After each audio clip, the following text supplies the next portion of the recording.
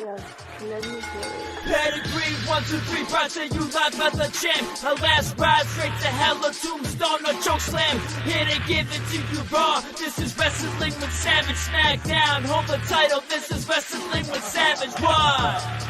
Wrestling with Savage begins now.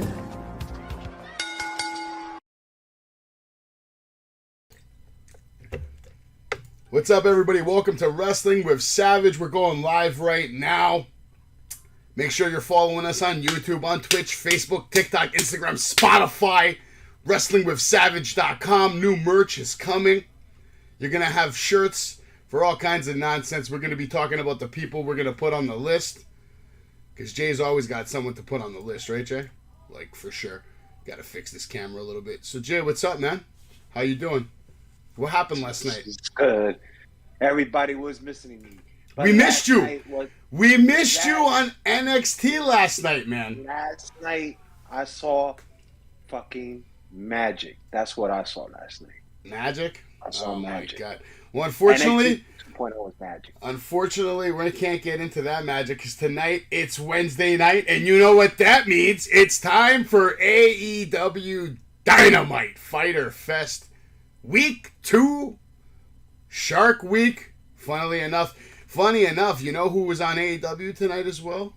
I saw The Rock on AEW tonight. Apparently, he's sponsoring the whole Shark Week thing. I doubt that was a real picture of like 100 sharks that were following him. But at this point, I wouldn't be surprised if The Rock had sharks that were fans of him in real life. They probably, they hear things. They know what's going on. The Rock isn't a small guy. He's pretty famous, I think, at this point in his career, right? He's like, he should be a billionaire already. Probably is. I'd like to be a billionaire one day. It'd be nice to have that kind of dinero. You know what I'm saying? It'd be nice. So, Gilch, how you doing tonight? It's Wednesday night. You know how I'm doing. It's Wednesday night. All right, so let's get right into it real quick. Let me ask you. If I had to ask you to just rate the show right now, right, before we even review it, out of a fucking 5, right, because we've seen a lot of Dynamites at this point, where would you rank this in your Dynamite list? Is it in your top 5 all-time Dynamites? Or, like, how far down the barrel are we going here? No, nowhere near that high. I would say take all the Dynamites, go to the middle of the pack, and like look up a couple, like towards above the middle. It was good. I did. It was too much talk. There was a lot of segments, like the in-ring segments. I know you'll get to them all. It was. I didn't get enough matches for my liking. Yeah, I feel like there wasn't a lot of wrestling tonight on Dynamite, which is like kind of random. We started off, Fighter Fest Week 2 with Taz, Tony Schiavone, Excalibur all on commentary. And apparently they tell us Dynamite's going to kick off with a grudge match, which actually I thought was probably the best match of the night between Brody King and Darby Allin. The only thing I didn't like about the match is it was kind of like all over the place, like in and out of the ring, in and out of the ring, in and out of the ring. They must have got in and out of the ring, I don't even know how many times. We're going to see Brody King versus Darby Allin. That's going to kick off the show. Obviously, they had a big feud from the time they had that Battle Royal. So it's not like this is a new storyline. They've been working on this storyline for a while. We also saw that, standoff between Malachi Black and Sting, which honestly is a very nice visual. And that's all they've really given us up to this point tonight. Brody was getting a full entrance tonight that I noticed with the full House of Black treatment, completely blacking out the lights. He got the very big hard camera pose. They're obviously pushing this guy. Obviously, he's opening up Dynamite. First time we ever see him like on a normal opening match coming out, getting that whole like House of Black treatment without Malachi, without anybody else, just him, just getting that solo attention.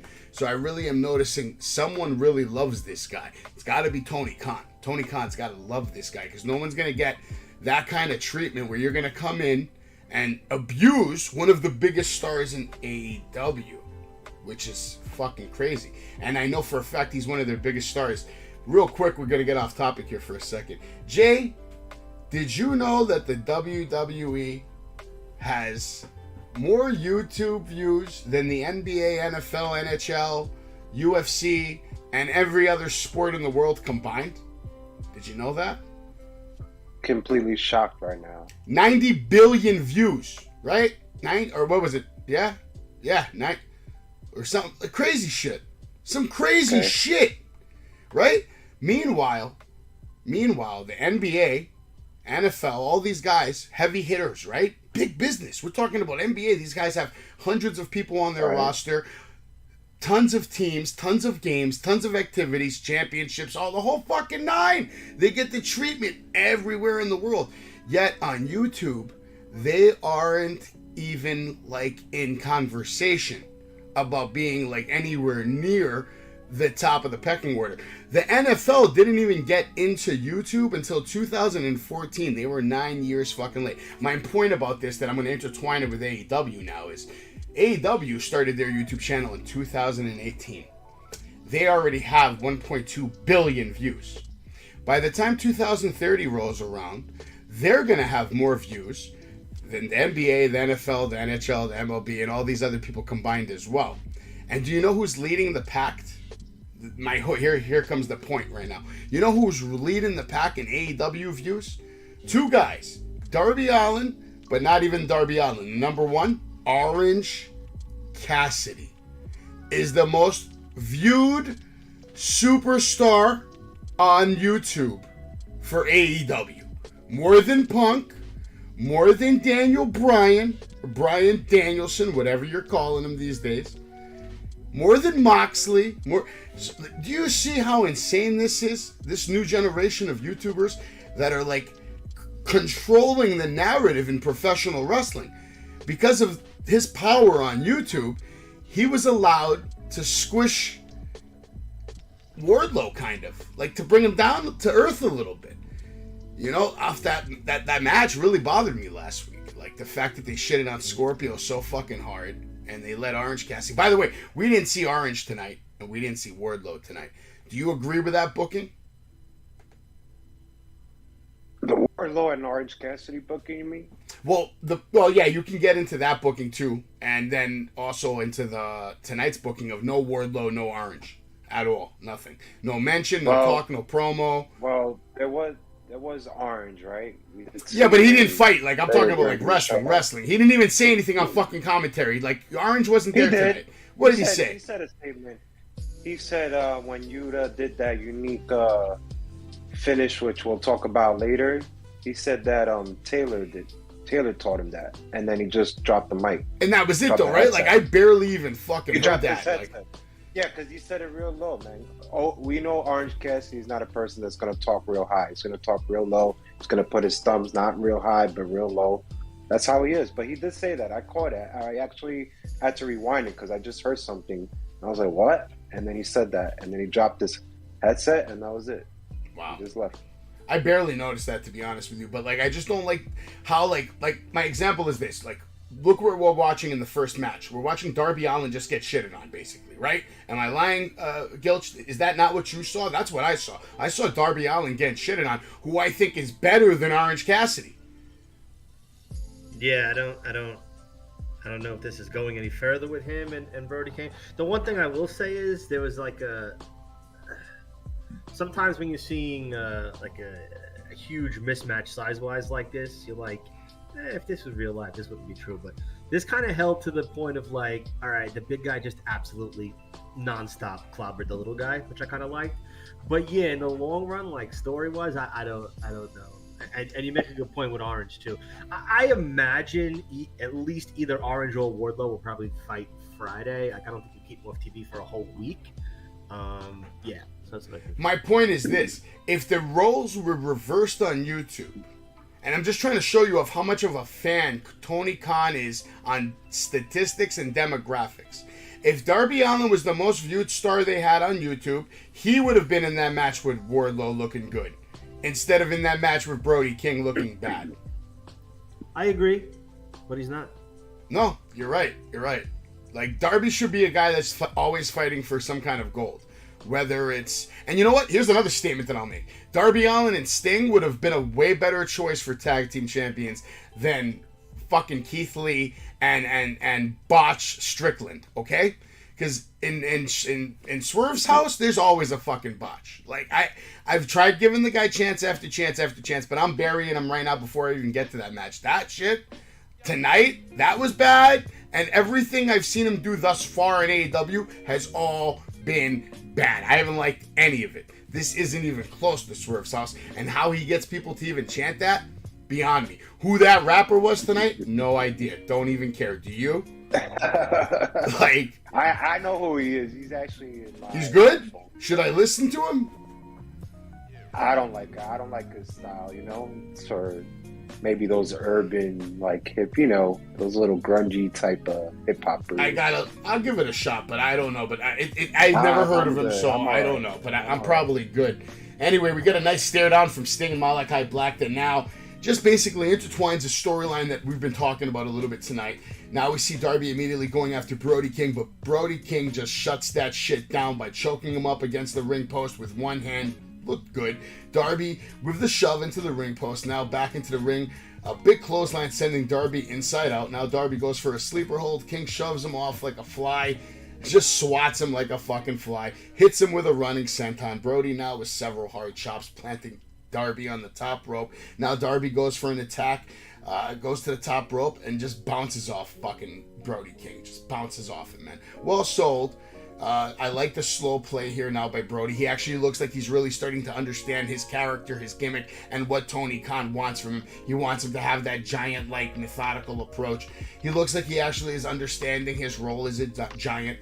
Now this was a good spot too, when he picked up Darby Allin, did that spin and just, tossed him like a piece of trash. Launching Darby now into the barricade. This is all good shit, man. It's basically like, let's just beat the shit out of Darby Allin night. Like, that's what this whole match was about. Let's beat the shit out of Darby Allin night. We get a big chop to Darby, sending him to the mat hard. King just continues the assault, launching Darby to the outside yet again. Now we get back from commercial break. Didn't really care about the picture-in-picture, but from what I saw, Darby, he tried to come back to life. But then back from break, he does get a couple of shots in. He hits the Darby Cannon. It was just, he tried, man, but he couldn't really make it past the hump tonight, man. Darby now back in the ring, waits for King, goes to the corner. He gets more shots on Brody. Now Brody with a sleeper applied, perches him on the top rope, puts him in the tree of woe. Now begins chopping him hard. This looked good, was a good spot. We see the running cannonball, but Darby dodges. Now hits the code red. We get a cover and a kick out. Now, I think this was even the first cover of the match. It was like shocking. They were just beating the shit out of each other. I don't even think they were going for covers before this. Now we get an extreme looking submission from Darby, kind of stretching out Brody's wrist backwards, but Brody fights out. Darby holds on with a sleeper hold. Darby beats the count out. Now he's back in the ring. Brody with a nasty looking, and when I say nasty looking, by far the best move Brody King has ever delivered on national television. Looked devastating. This pile driver, the Gonzo, whatever the fuck, the Gonzo bomb, yeah, that shit is legit. That's legit. That shit. That just capped it off for me. I was like, ooh. Okay. Just legit. Like, what a way to put an exclamation mark on the match. Now, grade-wise, I'd like to give it a 4. It's between 3.5 and a 4. I'm not gonna pick one. It's right there for me. It's between 3.5 and a 4, man. But he picks up the 1, 2, 3. Gonzo bomb looks so fucking good. What'd you think of this, Gilch? Yeah, I'm gonna go 3.5. Okay. Yeah, that I enjoyed it, and I was hoping like it wasn't gonna turn, and Darby was gonna go on a little run and do his coffin drop, and which looks like it doesn't hurt at all if you're a guy like Brody King. So I'm kind of glad he crushed him. I feel bad for Darby again because this has been happening way too often. But yeah. that finisher, man. Fuck. I mean, this kid, he's special though, Darby. His ability to take abuse is fucking special to behold. Jay, what'd you think of this? I'm gonna give it a 1. I mean, I don't know what's so special about a stupid idiot throwing his whole body around like he's a freaking toy. I mean, hello. Haven't we seen Jeff Hardy We are seeing like another Jeff Hardy here, just throwing his body, doing stupid moves we don't need to see. I don't need to see a cannonball, suicide dive. I don't need to see all that. And he don't need to be doing all these type of moves. But what was really impressive? Did we really see a wrestling match? Really think about it. You spoke about before picture to picture. I don't even remember about picture to picture. You're damn right, because there was nothing to remember. All he did was just throw him from barricade to barricade to barricade to barricade and barricade to barricade. There was nothing special about this match. You know, I expected it to be a match because this is not the first time these guys fought. We all know they had great matches in the AEW, but this was just bad. This was just bad overall to me. I give it a 1. I don't even know why this guy's doing all these stupid moves. You know, this cough and splash dive. Come on. Like, really? That's really going to hurt Brody King? It's not selling to me, man. I'll just stay at 1. 1? I mean, 1 is fucking rough, man, but I whatever, it's your opinion. I'm just going to say that, you know, I was close to not even calling the notes for this match because, honestly, all I had to say about this match was you're going to see Brody King beat the fucking shit out of Darby Allin. He's going to hit him with the disgusting-looking Gonzo bomb that you should see the replay on. Have a good night. That's all that needs to be said. But Brody was not done. Sting! Right? Tony Schiavone still has to do it. Why does Tony Schiavone have 2 earrings in his fucking head, by the way? What the fuck is wrong with Tony Schiavone? No. He looks like he's lost his fucking mind, to be honest with you. He looks like he's just running around like a madman, running from the back, running back down to the ring. They have Tony Schiavone running around like he's a 20-year-old intern, doing interviews all over the building. He needs to stay off commentary. Yeah, maybe. I could agree with that. Sometimes his commentary gets real fucking stale, and I'm sick of the whole Sting! It's Sting! It's Sting! Oh, right. It is classic. It is classic. I get it, but like... It is, man. That's it. That was always his shit, man. That was always his shit. That's like his whole paycheck. That's his whole paycheck. That's literally his whole shtick. But no, Tony's an old school G, bro. He was in WWF. He did his fucking job, man. I got no hate against Tony Schiavone. He was all over, man. Hell no. He was all over, man. He did his shit. He did his shit, man. He was mad funny in Impact, too. But we'll get into that later, maybe. Brody's not done. You know, he's on his way out, who almost connects with Sting. Sting almost connects with the Death Drop, but the lights go black, and now we have a face-off between the Malachi Black and Sting. We see Brody put Sting to sleep as Malachi spits some kind of mist. And Sting is just choked out, and that's how that whole shit ends. With Sting on the floor, like the old man he is. But he can still go better than Ric Flair and Hulk Hogan combined. Listen, that much. Right now, we're seeing a money match right now. They have to make this match. Sting and Malachi. Alistair Black. Oh, yeah, I'm sorry. Malachi Black yeah. versus Sting. By the way, what do you like better, Malachi or Alistair? I always Both like of you. Alistair. How about you, Gilch? You like I kind of like Malachi. Well, I got used to it now, but Alistair did sound cool. I'm still trying to get used to it. But Malachi versus Sting, that's money. The fans are into it. Oh, yeah, that's I'm into it. The crowd was into it tonight. It was live, man. And that's safe to say go face to face. That would be Malachi's biggest match of his life to date. You know. Like, and you know he's going to sell like crazy. And I think Sting can go for 30 minutes, man. In a slow, methodical match where he doesn't have to run around. Because I think Malachi's going to sell for him. He's going to make Sting look like a fucking god. But who's going to win, though? Malachi has to, right? Black Mass? Nah, you got to put Sting, man. Sting? Yeah. It's Sting! We have to make up for what happened. Let's hear your best Tony Schiavone Sting impression. Come on. It's Sting. It's Sting. All right, Sting. 63 years old, by the way. 63 years old, still going strong, brother. We don't know when his last match is going to be, but we know Ric Flair's last match is next week, with also against somebody that was on TV again tonight, Jay Lethal. Does anybody care about what Jay Lethal has to say anymore? He's still funny, but I think they're just booking him so wrong. I feel like he should have made the smooth AEW transition, cut ties with Ring of Honor, and get involved on the major scene. Like, he should be a main event kind of player right now. If not winning titles, at least trying to fucking screw his way to the top like he, would like to do, because that's his gimmick. I don't like the way he's being booked. Do you like the way Jay Lethal's being booked, Jay? I'm gonna be honest. No, he looks like a clown. Yeah, I agree. But the thing is that there's really nobody to really represent ROH to kind of make it the face. I think they need to start looking at people from outside from indie shows. I mean, I can name one wrestler that could really change the whole game and they could bring in, but you know, we have to see something new here. I mean, it's not really working yet, you know what I mean? Well, why can't they do what WWE does and just send someone down, like, you know, the way they send people down to NXT? Send a couple of more AEW guys that aren't getting good attention, you know? Have fucking... Who you have in mind? Have Pac go defend the title against Ring of Honor scrubs and slap them up on a Dynamite every week.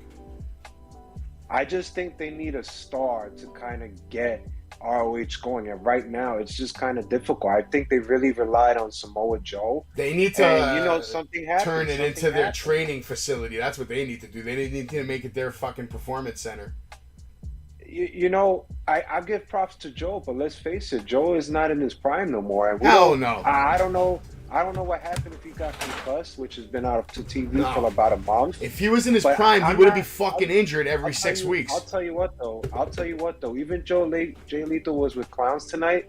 I'm gonna give my man props because this guy's been holding down the whole fucking program for the last fucking month, and Joe has been a ghost. So you know, now they're relying on Lethal because Lethal was the face of ROH back then, if you think about it. And they're trying to rely on him, but he's just not that big of enough of a star to just get people eyeballs to pay $39.99 on Saturday night. You know what I mean? Nah, hell no. Real quick, we also see the Redeemer make his way to the ring, and this was confusing because did he even do anything? He came down to the ring. He had very nice shades on. I'll say that. His glasses were real nice. I would buy those. They looked good. Probably Ray-Bans of some kind. I'd like to know the model number, Rusev or Miro, whatever.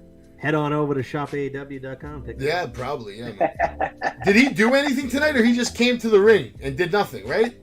What was this for? I don't know, but I actually liked it. Yeah, I liked it too, but I wanted to see it. I thought he was maybe fighting next, and then we come back from commercial, and we get an interview with Ricky Starks and Hobbs, who later on are going to take on. Ricky Starks is going to take on Cole Carter, who apparently, I believe, is 2 dimes from NXT, making his live national TBS debut. Wow. That's got to be a good feeling. He was probably happy tonight. Out of that shit show, getting paid. And he looked good. But we'll get into that. Yeah. We'll get into that later. Ricky Starks and Hobbs, they're out there just talking shit. Then we see Carter come out. He's talking shit, saying he was going to be the new FTW champ tonight. He looked good. You know, I was kind of surprised to see him. I was like, what the fuck? What's this guy doing here? It's like, okay, cool. Okay. Now we're going to get a match between the Blackpool Combat Club versus the Best Friends. And real quick, I'll say this. I'm going to go right into the match before I read my notes and say it was a 3.5 match. And it was a surprising 3.5 star match. I didn't expect it. I didn't expect Best Friends to come out there and drop pile drivers the way that they were dropping them. I didn't expect them to come out there and put up a fight to the point where they made Wheeler Yuta look like a piece of shit and Jon Moxley had to save the fucking day. You know, they set up that kind of match where we're going to beat down on Wheeler. Moxley's going to come in as the House of Fire, clean up, and then we're going to go to, finish. It wasn't your typical Blackpool Combat Club match where, like, they just beat the shit out of people and get the win with a submission, double submission. So it was a different approach, and it, if anything, it made Chuck Taylor and Tramparetta look way more credible as wrestlers. What do you think, Jay? Jay's probably going to be like, what the fuck were you watching? What the fuck were you watching? I don't know what you was watching there. I mean, I was impressed actually for the first time by these two guys. I'm just being honest with you. I usually think they're shit. I recall someone always saying on this podcast here, always saying, Weeder useless. That's exactly what I saw tonight because he was just selling most of the match. Yeah. He wasn't really doing nothing. Don't get me wrong. The pile driver sequence I like, But let's face it, what did Wheeler Yuta really do in this match? A guillotine chokehold? And what do we always see from Moxley? This guy loves to be outside. I'm telling you, he loves that shit. It's like an itch in his body. He just has to be on the outside and do figure four. Like, what the fuck, man? Like, come on, man. That wasn't a terrible spot. I mean, okay, how about the spot when he was just there in the barricade and he just sat there and the camera zoomed in on him. He's just breathing, just looking at Wheeler. Tell me most of the matches, just sitting there like getting a big rest on live TV. I'm like, are you kidding me right now? Get up, bro. Get on the ropes. Why are you being lazy right now? I saw a lazy champion tonight. That's what I saw. And I always see this. Come on. How many what I times saw are we gonna tonight, see when I this? see something like that, it looked like Moxley might have had back pain It looked tonight. bad. I think he had back pain tonight, and he let it looked like he just let Wheeler Yuta take the load of the weight for the match. He was in there for the most time, taking the fucking beating, killing that TV time. Mox did a couple of spots on the outside, eventually got in, clean house, had a really good power clothesline. He looked good, and whatever. So I'm gonna just. What to, are you just grading to it? end it? Just to end it, I like that unique roll up. I have never seen something like that. So Yeah, that was good. Orange Cassidy did say something like I said in the beginning of the show. I'm gonna give it 1.5, man. 1.5, goddamn. I don't think it was nothing special. I don't really think it was really nothing special. Hey, I don't blame you because I've been dumping on these guys for a fucking week. So, I understand why you're feeling that way. Gilch, how about you? Yeah, there were some really bad spots. Some of the camera work was off. That's true. I'll give you that. But I did enjoy the match. I'm being gracious with a grade. I mean, it was realistically like a 2.5, 3 match, but I give it a 3.5 because those guys pulled off spots that I just did not see coming. I was like, what the fuck was that? 2.5. I'm good with that. 2.5, okay. I mean, listen, the match was simple. Wheeler Yuta was calling out Chuck Taylor. Both men tie up. After walking the ring, we actually got some real wrestling going on. William Regal was on commentary. Yuta doing most of the work to start off the match, taking some abuse from Trent Beretta with a nasty backdrop suplex. Now Trent with rough shots, nailing Yuta to the ground with multiple shots. Trent had to be restrained by his own partner, who Yuta then nails during this. Now Chuck has Wheeler on the outside, shoving him from barricade to barricade. During the break, the abuse on Wheeler just continues, as I'm sure we're just waiting for the hot tag to Mox so he can clean all this up. Back for break, Yuta hits a modified Samoan drop. Now the tag to Mox, as predicted. He's in the ring, cleaning house with a power clothesline, turning Beretta inside out. We get the hammer and anvil shot. Chuck tries to help Mox, gets his full attention, who then beats the fucking shit out of him, takes him down to the outside, shoves him into a barricade. Mox then hits the cutter off a leaping Trent Beretta. Now, that was a good spot too, that looked good. Holds the left hand while stomping down on the head of Trent. Now, the tag to Wheeler. Chuck back in the ring, perches Mox on the top rope, and lands a nasty reverse stuffed power driver. Now hits another one on Wheeler, and then another one on Wheeler. Cover and a kick out. Now Yuta fights out, sending Chuck off the top rope to the outside, hits a German suplex on Trent, and now Trent lands a crunching pile driver, covered by Mox. Cover, and then a save by Mox. All four men are now down in the ring. Wheeler with a front guillotine choke hold. Trent goes for the save, but is dragged onto the floor by Mox, who connects the figure four like Jay mentioned. Now Chuck goes for a backdrop, and then he counters by Wheeler counters, who lands the seat belt, I guess they call it, right? That is that what they called it? The seat belt? Is that the name of it? That's a good, like Jay said, that was very impressive. I mean, you call him Wheeler useless, but Wheeler useless pulled off the move of the most unique move of the night. One move. Yeah, to finish at least. All right, so we got a 2.5. We got a 1. You said a 1 or a 1.5? 1.5. Damn, that's so harsh, Jay. Jay's like the harshest critic in the history of wrestling. Not even the two. Pass that shit on me. Either way, I was impressed. Super shout out to Best Friends. For the first time in your fucking AEW careers, you actually fucking impressed me tonight. Trent Beretta, you've impressed me on other companies, but this is the first time you've ever impressed me in AEW, sir. I commend you. Trent Beretta, with the second best move of the night after Brody King's super gonzo bomb. It's fucking good. Fucking really good. All right, then they show us Daniel Garcia, and they're hyping up Saturday's match at Death Before Dishonor. Now we see a video package from Ring of Honor. The Tool, who's over there, tells us how good Claudio is. They're hyping up the main event between Jonathan Grisham versus Claudio. By the way, you guys have a prediction on that one? Claudio versus Ring of Honor champion Jonathan 2 feet tall Grisham. I think they're gonna put a belt on Claudio. I do. Very believable. I'm still at a stance right now. I can't decide. I'm undecided right now. No problem. All right, we get a segment now. Tony Schiavone is now in the ring, and we're gonna have a segment right now. Tony Schiavone, and this is to me the worst segment of the night. This was the worst thing you're gonna see on television. If you were watching this, I'm sorry you had to witness this. If you were like me 10 years ago, you would have fast forwarded this so fucking fast your head would have spun off. All right, but I watched it so I can bring it to you, the people, because you, the people, are what matter. But I have to tell you the truth. Swerve in Our Glory is the worst tag team in the history of AEW. I'm not going to say the worst tag team in the history of wrestling because there's been some bad ones. I feel bad for Keith Lee, man. Keith Lee should be having a solo run right now. And if anything, I would have made him TNT champion before Wardlow just because he already paid his fucking dues in NXT. Let him have his little run and then let Wardlow take it off him. A serious contender. I got an idea. An idea about Keith Lee. We put him on the list. We send him to Impact. Hey, that's not a bad idea. And Swerve too, right? Listen, I was never a smart Mark Sterling fan, but I am now.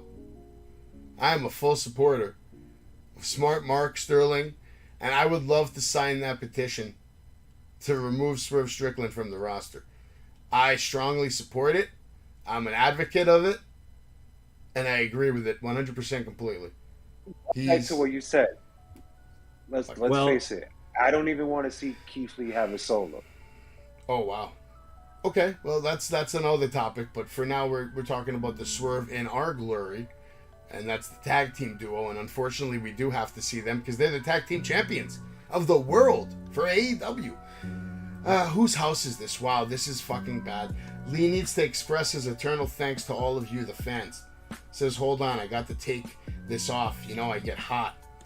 Swerve says, take it off. Thank you, Keith says. We appreciate you. With your assistance, we ascended to the top. And I thought this was a stupid line to say. Why are you going to give credit to the fans for making it to the top of the tag team division?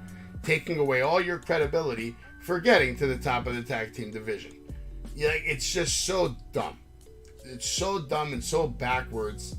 And it's so fucking, like, I feel like when you're watching them, you're watching, like, the most PC version of a tag team.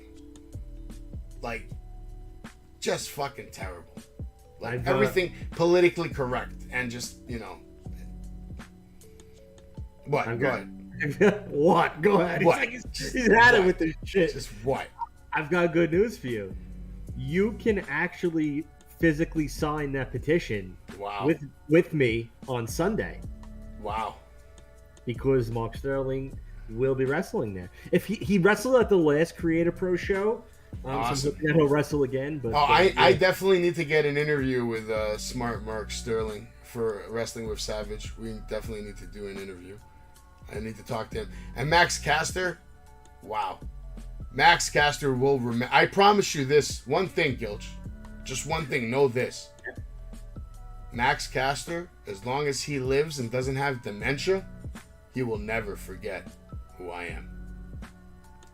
I will give him the true wrestling fan experience of a lifetime. Oh, man. And Jay's going to miss it. I'm not interested. Come, bro. It'll be fun. You should come, Jay. Maybe November. That sounds more interesting. I always wanted to see EC. You know what the problem is, Jay? You know what his problem is, Gilch? Yo, listen. He can't. He can't listen. Hold on. He can't listen. He doesn't want to listen to greatness. I just want to say shout out to Big Vito. Shout out to Big Vito. Jay, did you see the screenshot I sent you? Yeah, shout him out, man. Big Vito, man. All right, we're gonna put this clip right here on TikTok later tonight. So Big Vito, listen up, man. You challenged me to do a little one of your Big Vito dances where you go like this and all this fucking crazy shit. I can't do that, but what I can do is I'll put on some Greek music. I'll break my fucking floor for you. I'll get it on tape and I'll send it Oh, over to you yeah. later. But for right now, I'll this play is some Wrestling music. with Savage, and I want you all to go over and follow Big Vito on TikTok, the Big Vito brand. He's on Twitch, he's on YouTube. Go follow him right now. I got 12,800 followers. So if I don't see at least 1,000 of you go follow him, I'm going to personally all put you on the chop list. And you don't want to chop from two people on this planet. Gunther and Savage. I promise you that shit. So, let's get back to the topic now. The topic, unfortunately, is Swerve in Our Glory, right? Smart Mark now here comes out saying, hold on. There's not going to be a toast tonight. Keith, you're an idiot. We warned you. You guys got lucky with those championships. You got lucky that Swerve didn't stab you in the back. Another reason why this whole thing is fucking stupid, you know? Don't even get me started on this. The People versus Swerve Strickland is almost complete. And we can remove Swerve from the roster. Most people have signed it. Let's get international rapper Kevin Gates to sign this petition. No fucking idea who Kevin Gates is, but somehow Smart Mark knows who he is because that's his job. He's a lawyer. He knows what he's doing now. He says most people have signed it. Let's get the rapper to do it too. Tells him, just like Swerve, your music sucks. Gates with the right hand on Tony Nese, and now Swerve with the cake in Smart Mark Sterling's face. Fucking good shit. I actually liked that. I liked Smart Mark's work on this. It was good. His part was the only good thing of all this, and that just speaks volumes to how terrible Swerve Strickland is and Keith Lee is. I gave this a 1-star shit show because the 1 star was Smart Mark Sterling. Congratulations, sir. It took you 52 weeks, but you finally impressed me. Jay, what'd you think of this? I'm actually going to agree with you on the rating. It's just pointless when you have a segment and you come out and you see a cake and you already know it's going to be a prop and somebody's going to take it in the face. You know, this is a prime example of what we're about to see later on. I don't like stuff like that. You know, it's too obvious. It's, you know, like you said, Sterling and how everything was. I wasn't into that either. Kevin Gates, who? But I'll tell you one thing. Yeah, who? That right hand looked good. It looked like he took it, and that was it. So I'm just giving it 1 for that. I can't even knock you on that, man. How about you, Gilchy? Yeah, I'm gonna give it 1, and the only star goes to Mark Sterling. Yeah, I don't wanna hell say yeah. I don't want to say he saved the segment because that segment was kind of unsavable. Oh yeah. But he was definitely the only. status. Yeah, he was only the only bright spot in there. And you know, someone like Jay said, like he hates watching stuff like this, and I'm like, I don't mind watching stuff like this once in a while, but this isn't. You've branded yourself on we're the pro wrestling company, and you kind of mock and meme the other company for childish things and comedy acts and this and that. And between this segment and Danhausen on one show was way more than enough comedy for me that I want to see on a Wednesday night. Yeah, it was fucking. I mean, the fact that I couldn't even get a smile from this until Smart Mark, like, you know, walked out and said your music sucks. Like, nice heel heat comment. I liked it. I like that, actually. Let me be specific. 1-star shit show. Let's fucking move on. We get a match now. Christian and Lucha Saurus versus the Varsity Blondes, and this was actually the moment of the night. As far as like, kind of shocked. Wasn't expecting what happened. Let's get into it real quick, and then we'll get. Wait, hold on. Before you get into it, can we talk about Luchasaurus' intro when he came out? I didn't like it. I liked the badass smoke when he came out. I thought that was awesome. Now it's just like, what? It's just regular. Like, what the hell? I thought it just lost the vibe. I thought it lost its edge. I felt like the whole storyline kind of got derailed tonight. You know. That intro probably just how it started. That was the sign right there. I mean, I don't understand it. You're building this guy Luchasaurus as like a monster animal. He's gonna have Christian with him, and if he's gonna turn on him, why not turn on him when Christian's on his shoulders and he could just do the back bump and dump him on his head. Jungle Boy comes out, they beat the shit out of him. Big reunion. Jurassic Express is back. Maybe a more evil Jurassic Express, because now they're, they've been stained by Christian's fucking evil intentions or whatever the fuck. You can twist it into a good storyline, but no, we don't get that. What do we get? We get a fucking stupidity match where Lucha, of course, again, is going to squash people. Choke slams both of them on top of each other. They get the win. And, of course, Christian has to come in and get the tag, too, like the glory hog he is. He asks for the tag after the double choke slam. Comes in, gets the victory. 1, 2, 3. And then Christian goes on top of Luchasaurus' shoulders. They walk around the ring. Okay, you had your moment to do what you were going to do, but you didn't. You put him down. And then we hear Jungle Boy's music. Or Jurassic Express's music, actually. And I guess the music, maybe it's the music. Maybe if he hears the music again, he turns off and I don't know if there's some kind of weird storyline coming here. I don't know. Because he's going to change like that? No story, no, just fuck Christian? Go get him. He let Jungle Boy walk by him, and of course Christian is not stupid, so he got the fuck out of there. And you have Jungle Boy chasing him around the entire arena. Jungle Boy's looking for Christian. Christian's looking for an exit. They're both doing this tonight. Just looking. They're looking for a way out. I don't know. What are your thoughts on this, Gilch? Talk to me about Lucha. His what is he, a face now? Please, somebody explain this to me. So the first time he came out, like you said, that first entrance, when Christian brought him out for the first time, that Kane type entrance, I was like, all right, this is dope. Seeing the mask, I was like, all right, this is dope. Seeing the squash, I was like, okay, I see what he's doing. And a couple weeks of this, seeing him try and play the big guy, to me, that was never what made him special. What made him special was what he could do with his size, like not as a giant, like his work with Jungle Boy, spin the backflip into a pin, like all the moves. So at this point, as much as I was excited to see like him go heel, and I'm like, oh, this is a cool angle. The way they're booking him in matches, I'm kind of done with it. So if it goes back to Jurassic Express tomorrow, I'm okay with it. I think Tony got scared, maybe by like how much money they were losing off merch. Maybe people will stop buying Jurassic merch. Something. I don't know, because I know they've been selling merch. They've been selling toys. They've been selling shirts. They sell merch, these guys. They move merch. That's why they're on fucking TV. Jay, what are your thoughts on this? Jay bought every single Jurassic Express shirt. That's why. It's actually in my closet. It's a special closet just for Jurassic Express. I'm telling you right now. But let's get real. I'm going to disagree on certain aspects what you guys point out. I don't think it's about merch or money or anything like that. Like I said, I just thought Luchasaurus lost the vibe. I didn't like the intro. I liked it when there was the smoke. I thought it had an edge. I like the lights off. I like him coming out with that red aura in the back. Now this just looked regular to me. And this is another point. He didn't even need to be in this storyline. He was actually taken out with Jungle Boy. So technically, I don't know why they even brought him in.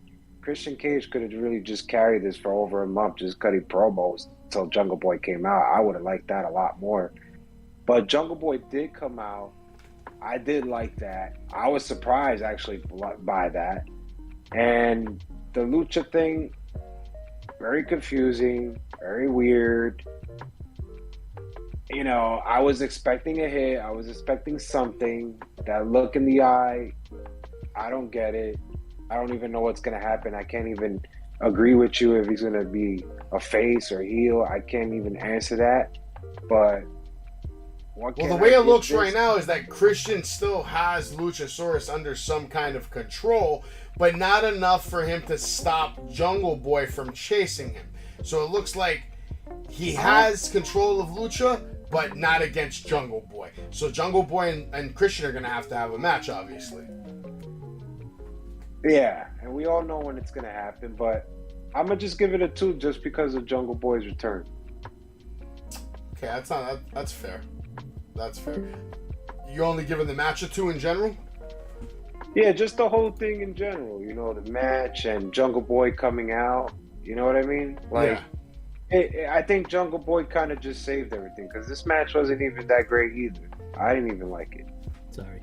No, that's right. The match was a squash. It wasn't anything fucking crazy. It was just a fucking squash. And then we get the payoff, which is Jungle Boy returning, like you said. But I thought it was wasted. I thought his return would have been more impactful if it was like an in-ring return, or maybe interfering in a match, getting a little more physical, putting some shots in on Christian. I know they want to build that up, but at the same time, you want to build up your star, not just the story. So how do you build up your star? You make them have like a big impact moment. We don't got much time to ready July 20th, so they trying to rush it now before we get to All Out. Yeah, I guess that's true, but like they still had a few weeks. They could have did something different, but whatever. Where they're not. Don't expect them to get too creative on certain storylines. They're pretty fucking vanilla. I'll stay with it too. They're pretty vanilla on a lot of fucking shit, to be honest, man. But it is what it is. Ricky Starks is gonna be in action, but first we're gonna get an interview with Lexi. She's with the Gun Club. Benny, I thought this was hilarious, by the way. Did you guys notice when Billy Gunn was playing with her hair? Or did you not see this? This was just bad. Did you see it, Jay? Yeah, What Gil, the this hell shit was was I pretty funny. watching? What the hell They was I changed the camera to, I think he's like, woohoo, something. But anyway, he's sitting there playing with her hair, like twirling it. Like she's trying to do an interview. He's just twirling her fucking hair. Nice touch. Billy Gunn says, "Yo, listen," which was a nice touch. Lexi says, why?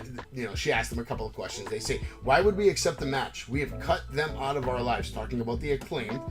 They say they're sick of Max Caster putting us in his rap every week. So this Friday on Rampage, I want Max Caster, and I believe this is who was it? Austin Gunn, I believe. Challenging Max Caster to a one-on-one rap battle. And the winner gets to pick a stipulation for their match. So, wow, that's pretty terrible. I'm going to watch it, but that guy can't rap. This is a suicide mission. I think they're just going to try to beat up Max Caster, and I don't appreciate it, Billy Gunn. Leave Max Caster alone. Going to have to ask Max to rap for me on Sunday. That would be legit. Imagine you get Max Caster to fucking spit something right now. Imagine with wrestling with Savage in it. Oh boy. Yeah, I'll have to mix him and my cousin together. That's it. One brings us in, one takes us out. Maybe. Ricky can take us out. Oh no, I'm sorry, Ricky. I better not call him Ricky that day. My God, I'm talking about Ricky because, of course, the match is coming up. Absolute Ricky Starks versus Two Dimes. Or Cole Carter. Hobbs is with Ricky Starks. He's accompanying the ring. But before that, of course, you know what time it is, folks. It's 9 p.m. and we all know what time it is. It's Jim Ross entrance time. Jim Ross entrance time. Lack of star power. Lack of star power. What is Why this? is he coming now? Why is this a thing now? I don't know. They might as well do it for Taz, too. Why isn't Taz getting fucking... Give me some orange with a 13 on the screen and some smoke. I mean, I'm happy that, they have him an hour less on TV. I'm as happy as I have to hear him less for an hour, then he at least still gets an hour because he's still... Oh, these motherfuckers in AEW right now don't realize that they have, like, the best job in the world of wrestling today. They don't have to do house shows. And they film both shows on one night. These guys get to show up to work once a week and get a buttload of money for barely being either on TV or in a match. I mean, Hook is still getting paid even though he's not on TV tonight. He's getting paid no matter what. And it's a joke. Like, they're paying people to just stay home. They're paying people... These contracts that they have with all these stars, all these big stars, these aren't like show up to work and get paid contracts. This is, here's your money.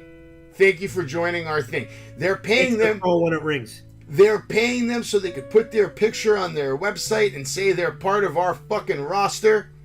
This is the best gig in pro wrestling right now. That's why MJF's not going anywhere. That's why anybody that's here is not going anywhere, because they don't want to go back to that slave sweatshop WWE where they're forced to fucking work 264 days a year around the fucking world Go fuck your mother if you don't like it attitude. I'm Googling. I wish. What do you guys think Sting makes in AEW? What do I think stays mixed? No. What do you think Sting makes? Sting? Oh, it's gotta be. It's gotta be in the millions. Night? It's in the millions Per year. like, Per year. 1 to 2. I would say 1 to 2 million per year he's getting. I don't think per night. I think he probably has a guaranteed contract. No, he's making money per year. Per year. Right. All right, I'm gonna say $2 million. Yeah, Sting is getting paid 1 to 2 million per year. Easy. $2 million. Easy. $2 million. Probably for a 3 or 4 year contract. It could be less than $2 million to give us some percentage of merch. I don't know, man. Could But be.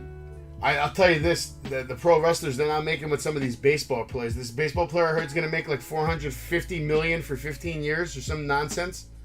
We're paying baseball players $500 million now. Man, 15 years. Yeah, 15 years. Yeah, 15 years. So we're paying baseball players fucking $500 million so they could suck ass for half their career. We're getting a good 6 years out of you, Right. and then you just drag your fucking fat ass on the fucking baselines and make mad money, bro. Don't piss me off right now. All right. I don't know, man. Sting makes a lot of money though, for sure. Yeah, I was just checking like some of the finance sites, and they do a bunch of sites say between 1 and 2 million. Like Yeah, no, that's just a guess. You know, Jay's saying 2. I wouldn't be surprised if it's just 1 because he's not obligated to wrestle as much as the other guys. You know what I mean? Yep. He has a special. His contract is different than everybody else's contract. He has probably what you would call like a Legends contract. Exactly. Yeah, exactly. You know what I mean? Like Like Big Show, Mark Henry. Because Big Show is actually, I don't know if you guys know this or not. Have you heard about this? They're going to give Big Show the Captain Insano push. Did you hear that, Jay? Tony Khan wants Big Show to have one run with his Captain Insano gimmick from the movie The Waterboy with Adam Sandler, which I'm sure you've all seen, of course. What do you expect from a circus show? I think we haven't seen Paul White on TV because I think Paul White is actually growing his hair out. Yikes. We need some of this injured list to start decreasing soon. Get some. Imagine he comes back. Oh, but listen, check this out. Ready? Imagine he comes back, right, with long hair, but it's like the Hogan long hair, where he has like that bald spot and then like the full hair around the bald spot, and he just comes back as Captain Insano and literally just copies Hulk Hogan's gimmick. Fucking big boot, leg drop, just crushing people with body slams. My God. You could have him. You could have him squash Scorpio Sky at this rate. All right, I gotta ask you a question now, though. Are we counting AEW World Championship as like an overall world champion? So, like for example, Moxley is a how many time world champion? Then he was what, 1 time in WWE or 2 times? I think was it 2? I think it was. It was I think 2. it was 2. But I know say they were 2. short. They were short reigns. Well, Like, I know he was the face of SmackDown until AJ took it from him. So I don't know if that was his second run. I think it was his second run. well, let's just say okay. So he's a 4. So he's a 4-time world champion. We're calling him, right? Because he got 2 in AEW. I'm not. Well, is interim really count as 2? If he wins the match against About- Punk, I guess, right? So I what are we guess that saying? would So make what are it we saying? If he two, loses, right? if he loses this, I bet you. I was gonna say I bet you the way they count it, they probably count like in terms too, because then when you could present the guy, it sounds better saying 6 times. I'm trying to think if we've seen this aspect of AEW get mentioned on TV. Like we haven't had an opportunity where they say someone was like a 7-time world champion, like Punk, for example. How many times has he been a world champion? In W 6 times, right? WCW belt he had the WWF title at least 3 or 4 times, I think, right? Am I wrong? And now AEW 3. I think you're right, but I don't know about 6. And he had the ECW too, no? Doesn't that count? The ECW World Heavyweight title? Or are we not counting that? Does count? I don't know. I think so. it's different to every fan. You know? If that's the case, then Rob Van Dam is an 8-time world champion, no? Like, if you count it that way. Well, can we really count RVD? Yeah, we can, because he beat John Cena. He beat Mr. WWE at One Night Stand. Never forget that. Rob Van Dam's one of the greatest of all times. But we're getting off track right now. We can get off the rails in a couple of minutes. We got to get back to absolute Ricky Starks versus Cole Carter with powerhouse hops. Ricky was in control right away with some nice offense, but now Cole Carter with 4 right hands, nice drop kick. Super obvious spot calling that I noticed. Now Cole has Tony in the corner, Irish whip, reversal, but Cole with a boot to a running Starks, now a crossbody from the top rope, and a clothesline to Starks, sending him to the outside. Back from break, we see Cole Carter in full control with a nice rip cord, a cover, and a kick out from Starks. Carter wasting a lot of time telling Ricky, letting Ricky recover, which is not a good idea. Now Cole goes for the suplex, but Ricky counters into a powerbomb, but Carter then counters and now lands a super swinging cutter. Nice spot. Now going to the top rope, goes for a 450, lands on his face, looks like he busted his ass a little bit. Ricky Starks hits the spear and picks up the win, and is still your FTW champion. I only give it a 2-star. How about you, Gilch? Yeah, 2's fair, and it's aggravating because once I saw this match, like before it started, this could end up being like quietly like a match of the night kind of classic. And, if they would have let him go for like 10 minutes, yeah. Right, exactly. So that was the annoying. He was reminding me a little bit of Buddy Murphy, like the way he was presenting himself out there. Quick moves. He messed up a little bit on that 450 splash, but whatever. I guess he wasn't supposed to land it anyway, so does it really fucking matter? So, in a way, maybe he made it look better by busting his ass. What'd you think, Jay? Think you guys on crack. What the hell do you guys watch? I saw someone that came in and absolutely was scared for his life. He doesn't know how to wrestle. He must be green as hell, but he looks super green. We could all tell when he was about to whip Starks to the ropes, he kind of hesitated. There was some hesitation that Starks had to really call for the spot. I don't know if he forgot or what was the case, but we've seen a lot of that in that match. The only thing I thought it was pretty cool was that ATL launch. That was a cool move by him, but he was very green. You could tell the footwork wasn't there, and there was a lot of hesitation in this match.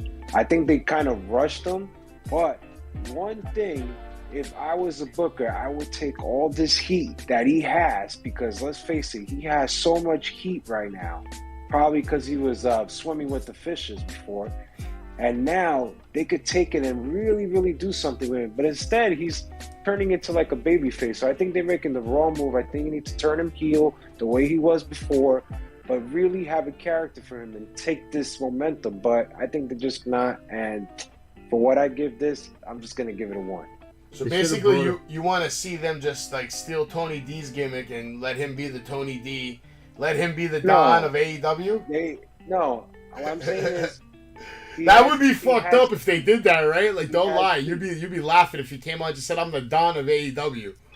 Listen, he has plenty of heat. If they could just make a character for him, switch him heel like he's been before, they could have something. But I don't think they're gonna take advantage of it. That's just my thing. You could turn him heel and you'll make him the government's witness, and you could say like, he left WWE. To me, I think he's a filler, bro. I don't see him long term here because there's just too many cooks in the kitchen that are going to be coming back real fucking soon. When they all get back, there ain't going to be no TV time for no fucking Cole Carter, no matter how good he gets. You need to make him heel, man. Maybe.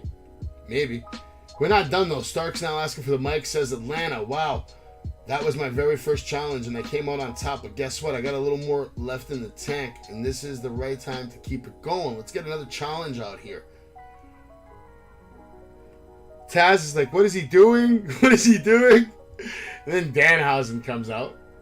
Of course, Danhausen tells Starks, I want to take that challenge right now.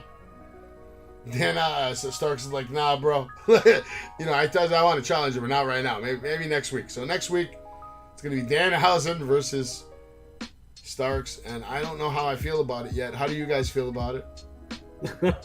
Well, I have a feeling me and Jay actually had spot on this one. This is so stupid. This is just terrible, right? Stark, since he came back, he's still so hot.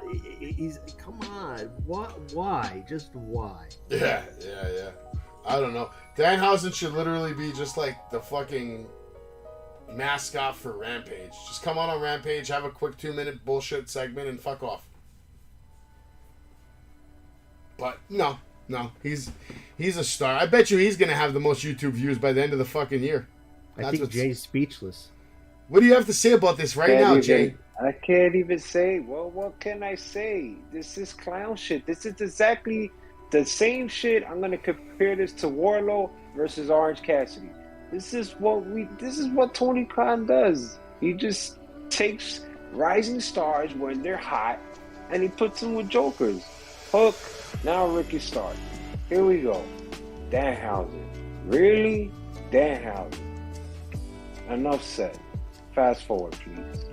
I can't say more about this. Before I get into the rest of this fucking shitty program that we're going to continue to fucking talk about the rest of the night. But why? Why do they bury stars? Why? Why do they have to put them to clown shit? I mean, what the fuck? There is one way that this angle could actually take a good turn, and that's if Hook and Danhausen is still a thing, and like Starks and Hobbs are beating the shit out of him in the ring, Danhausen, and Hook runs out, and this ends up turning into a Hook Starks thing.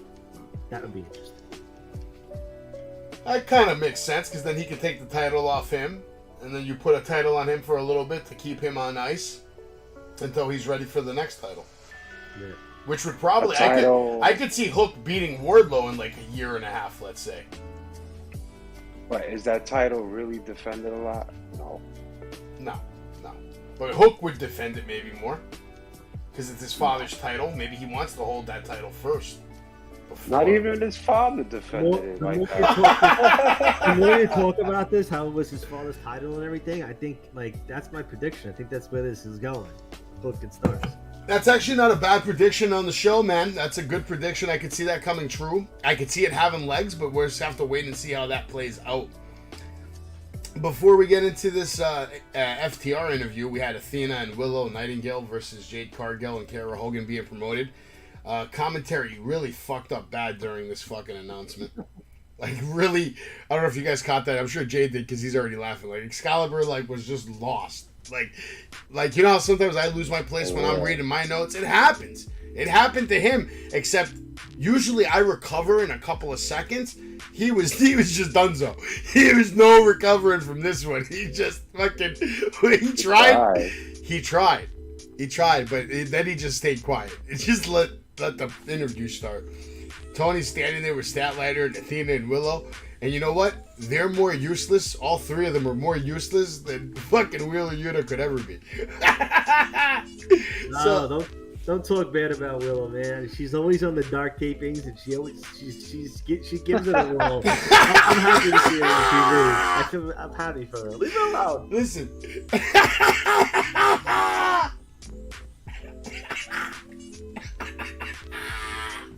I feel so bad for you that you like her, because she's so far back on the list right now of future champions. Because any day now, we're going to get Paige. Any day now, we're going to get Sasha fucking Banks, because I heard she needs a job. So, maybe she's... Willow's actually not a bad performer. I'll give you that. I've seen her in the ring a couple of times now. She actually... No, Jay, shut the fuck up. She actually is a good performer. But that's all she is right now. She's not a wrestler. She's a performer. She's in there just doing spots. I haven't seen her fucking really putting on bangers of matches just yet. She had a 5-star on Dark Elevation like 4 weeks ago. A 5-star match? No fucking way. Yeah, fucking right, man.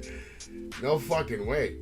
Before we get into the greatness interview, speaking of greatness, because FTR is greatness. FTR is greatness personified. FTR is the best tag team walking God's green earth today. And that's just the way it is. And just like the FTR has greatness, my son is 1 year old. So shout out to my baby boy who's sleeping well. Big ups to you, little man. And just like the FTR, I know you're going to be great too. FTR comes out. Cash says he will never get used to this kind of reaction that he gets. Like, he loves it. He comes out, people are just, so happy to see them, appreciate them, cheer for them. We've had a ton of moments this year, they go on to say.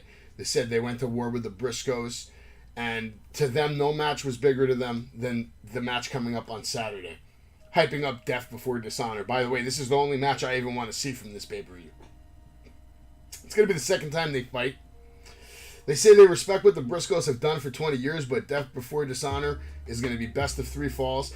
And they're telling the Briscoes, you're not going to take what we worked for away from us. We respect you, but if you think you're walking out of Ring of Honor champs, you're going to have to take them from our cold, dead hands. Dax gets on the mic, and he starts talking about a little 8-year-old girl who had a lot of problems, had to go to the doctor. She had to get a checkup.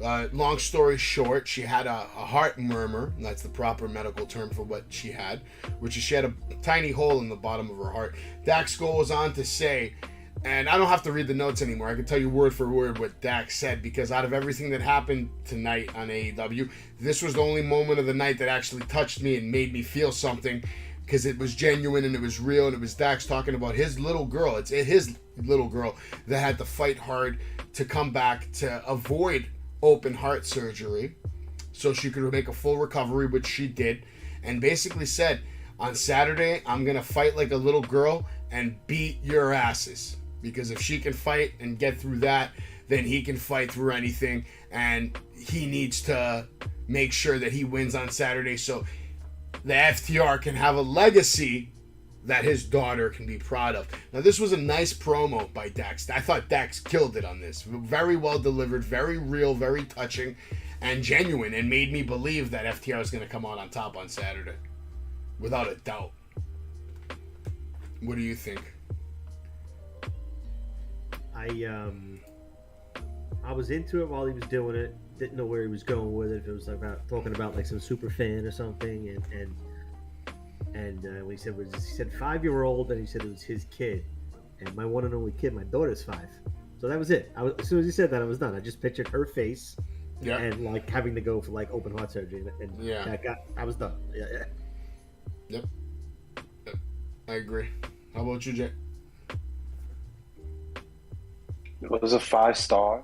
It was moving. It was touching. I have a 3-year-old, so I know how it feels. And we would hate, this real life, and people are in situations like that, unfortunately. And one of us would really hate to be in that position. But that story started off like the way it did, but it turned off with a happy ending. And what really makes special about FTR is that, like you said, they're genuine and they really cut the promos to the heart, and that's why they're more over than any tag team in the whole wide world. Probably more over than the whole roster of AEW. Has there been a tag team so well loved, works as well as they do? Has there been a tag team as over as them? That really have no gimmick. That have no gimmick. And I still. Well, I can name tag teams that are just like that, but they all had gimmicks. I mean, Legion of Doom. You're saying love, so I'm trying to think. Legion of Doom, man, to me is the only tag team that was as loved as FTR is right now, in my opinion. I'm gonna say Midnight Express. Yeah, but they were only loved. We're talking about international, right? All over the world. Midnight Express was so fucking loved, but they were only loved in but they were 4 states. Wherever they were in any promotion, they were over. No, they have. Well, of course, because who ran all the promotions? The guys from the South, so they put everybody fucking over. Yeah, like Jim Crockett and stuff. Yeah, but a lot of those guys worked with fucking Vince too, and they did the booking and all this shit. So those guys were over even WWE when they had a fucking run.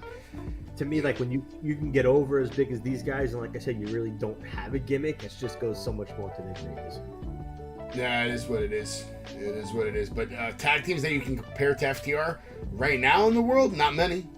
Not many. I think they're the best tag team pound for pound. They've been doing it longer than anybody else, and at this point, they've been doing it better than everybody else. They've had their biggest moments. The guy who's the tribal chief, there's highlight reels for days of the FTR giving him the fucking business.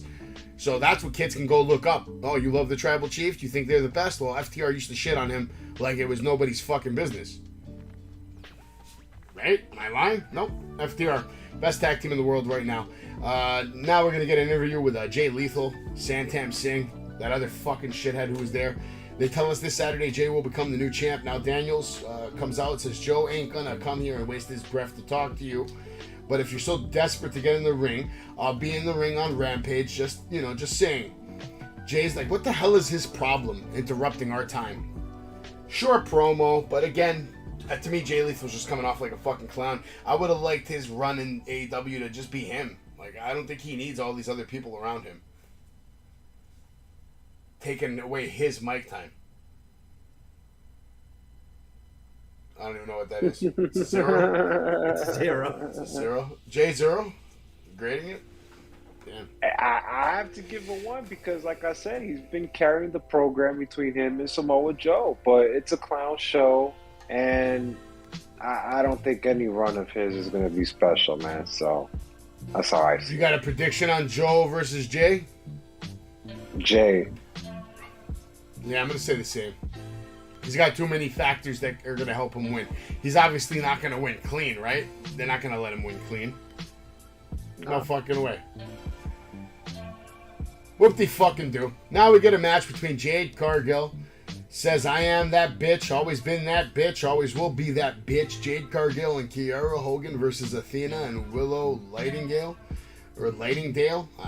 Who cares? She's not. I'm not going to say anything except she's not. Athena starts off with Jade, but we see Jade tag to Kiera, who wants nothing to do with Athena, who is now in the ring getting Kiera's getting arm dragged now by Athena. Athena dodges a kick, misses a sweep. This looked like a big botch from Kiera Hogan, and then I think Athena just gave her a receipt on the spot. Gave her a stiff shot. Stiff right hand to Hogan. Now the tag to Willow, who poses for some reason. Hogan shoves her down. Willow dodges the worst drop kick I've ever seen on live TV by a female. Scoop slam by Willow. Now scoop slam to Athena, dumping her on Hogan. Now the cover and kick out. Jade does not look too pleased. Now a knee to the back to Athena from Jade. Now Athena turns around, sends Jade off the apron with a shot of her own. We see Willow in a double blockbuster from the apron to the outside. I guess this was a mediocre, okay spot. Didn't look as crisp as it should have, but, at least she attempted it, and it's from the ring apron to the outside, so at least she took the bump, right? Okay, now Athena with a flying dive off the top rope, taking everyone out. That looked pretty spotty. I didn't like it too much. Pretty fucking atypical of what these stupid fucks do in the ring all the time. Just flying around like idiots. No psychology, just spots. Jade now in the ring, wrecking havoc. Jade was the only one who looked impressive to me tonight, folks. Wrecking havoc on Athena, but Athena's trying to fight back. But Jade catches Athena, hits the nice fall-away slam, gets the kick up. But now we see a kick up from Athena. Comes up looking all fucking aggravated. I'm pissed off. Jade goes for a clothesline, but Athena dodges it. Lands a nice rising knee buster on Jade's chest. Athena, that move looked okay. Now Athena catches Hogan and powerbombs her on the apron. This spot was a mess, too. I don't know if you caught this. This was... Kiera Hogan's fucking terrible. She's obviously the worst one in the ring. It stands out. I disagree. Bad. Okay, Jay, we'll take your point first right after this, man. All right? Power bombs her on the apron. Like I said, Athena saves the spot somehow. Made up for it with the power bomb on the apron. Now Stokely in the face of Athena. We see Jade kick the shit out of Athena into the stairs. Now in the ring, Willow is stunned by Hogan as Jade Cargill is tagged in. But we get the roll-up from Willow, near fall. Now Jade with a spinning powerbomb, impressive strength. Now Jade with a Jaded and the 1-2-3 win. I gave this match a 1.5 star, and that's the 1 star who was in the ring, who's Jade Cargill, and all 3 other wrestlers combined were the 0.5. Jay, what'd you think? So, what the fuck was Athena wearing when she came out? What was with that fan jacket? Like, what the fuck? What is she supposed to be? Those were wings. She's the fallen goddess. A fallen goddess with fans behind the back wearing the jacket. Oh man, I was so laughing as soon as she came out during this match. It was just too much for me. But look, Carrie Hogan, she's a top star, but that was a while back in Impact. Right now, she's just in the background. I thought she shined at some moments. I thought she did the nice tornado DDT. You're right about that spot, that powerbomb spot. She didn't take it really well. I'll give it to you guys, okay? But overall, I thought she handled herself real well. I thought her and Athena had really great chemistry together, and I think one-on-one with them would be really awesome to see. And it showed Athena looked powerful. You know, that right forearm she hit on Hogan was crazy. I was like, wow, that was a hard shot. Are we talking about the same wrestler that delivered the worst drop kick in the history of the business on live TV by a female? We're talking about her? And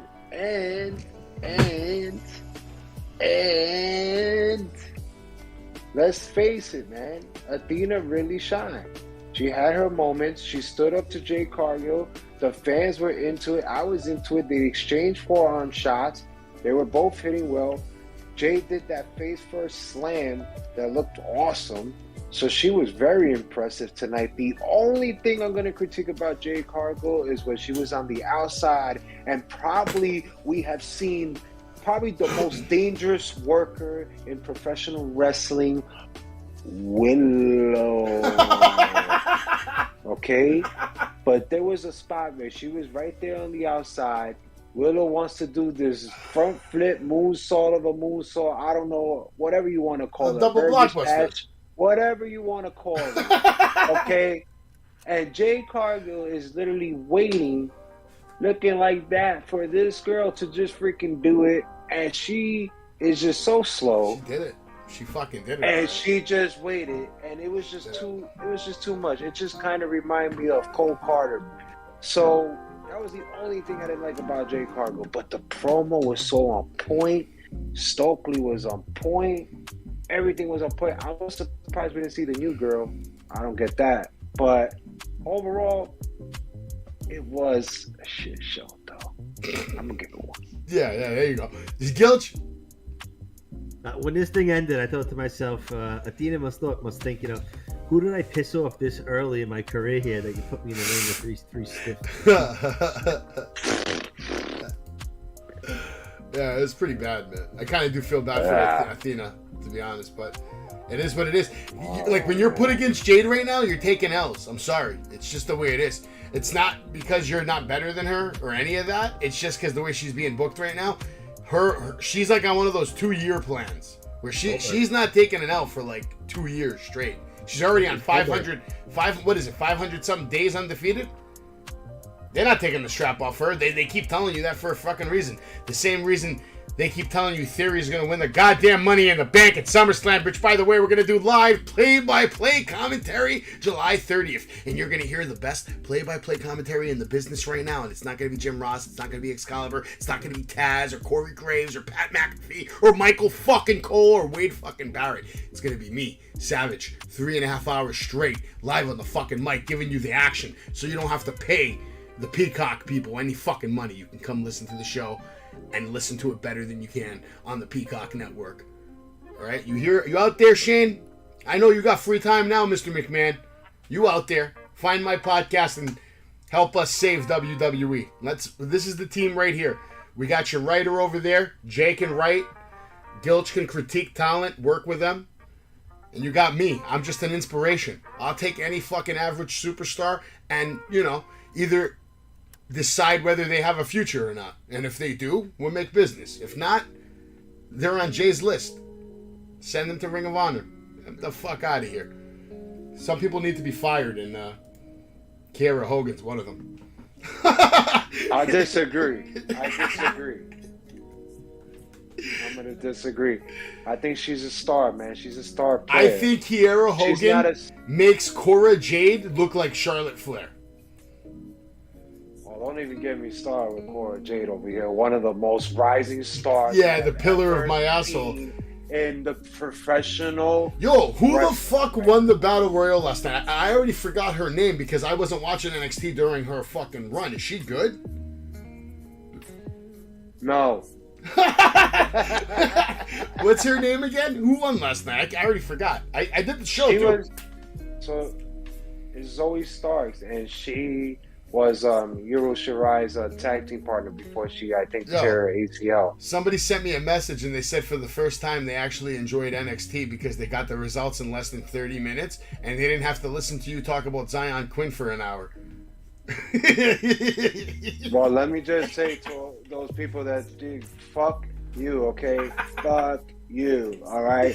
I saw something great, but it's not about him tonight. It's about AEW. AEW, yep. Next we get an interview with Thunderstorm, which honestly, this was probably like, not Britt Baker. Britt Baker came and interrupted the interview, and she actually saved the whole fucking thing.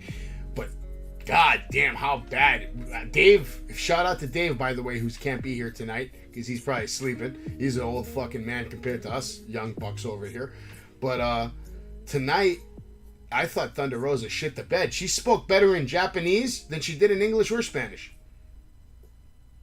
And I want to talk about this seriously. It was bad. And then Tony Storm, too. Like, it was all, the whole thing was bad. And then Britt comes, she saves the day, saying we need less Thunder promos. And I 100% fucking agree. Next week, she, like, I mean, it was so disrespectful to just come out right in front of the women's champion and in the national TV on camera, look right in the camera and say, we need less promos from this women's champion. Like, she's fucking Ash. She's trash. Get her out of the fucking camera right now. She says next week, Jamie Hayter and yours truly, Dr. Britt Baker, DMD. See you girls Friday. Bye-bye. Thunder speaks better in Japanese than English or Spanish. LOL. Exactly what my notes say. Gilch, let's go to you first on this. What are your thoughts on Thunder, Tony, and of course, Britt Baker?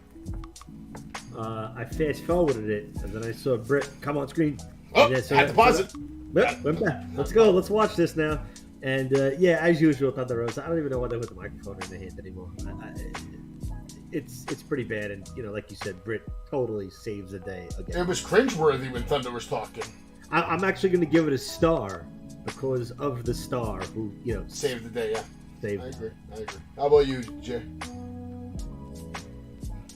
He's done. He doesn't know what to say. First of all, I want to shout out to Dave. Dave, I know you got a Thunder Rosa doll, but can you please put it back in the box and mail it back and get your money back, please? I don't know what I saw tonight. I'm seeing a champion that reminds me of another champion right now in another promotion, and her name is Liv Morgan. Wow. And Liv is bad. I'm seeing a champion that's a great wrestler in the ring, but on the mic is the worst. And tonight, you seen it again. I see the merch plug with this Thunderstorm shit, which, let's face it, they have not it's a had big time tag money team. grab. Hold on. They have not had a tag team match in how long, folks? Think Since about that Rampage, for a second, right? everybody.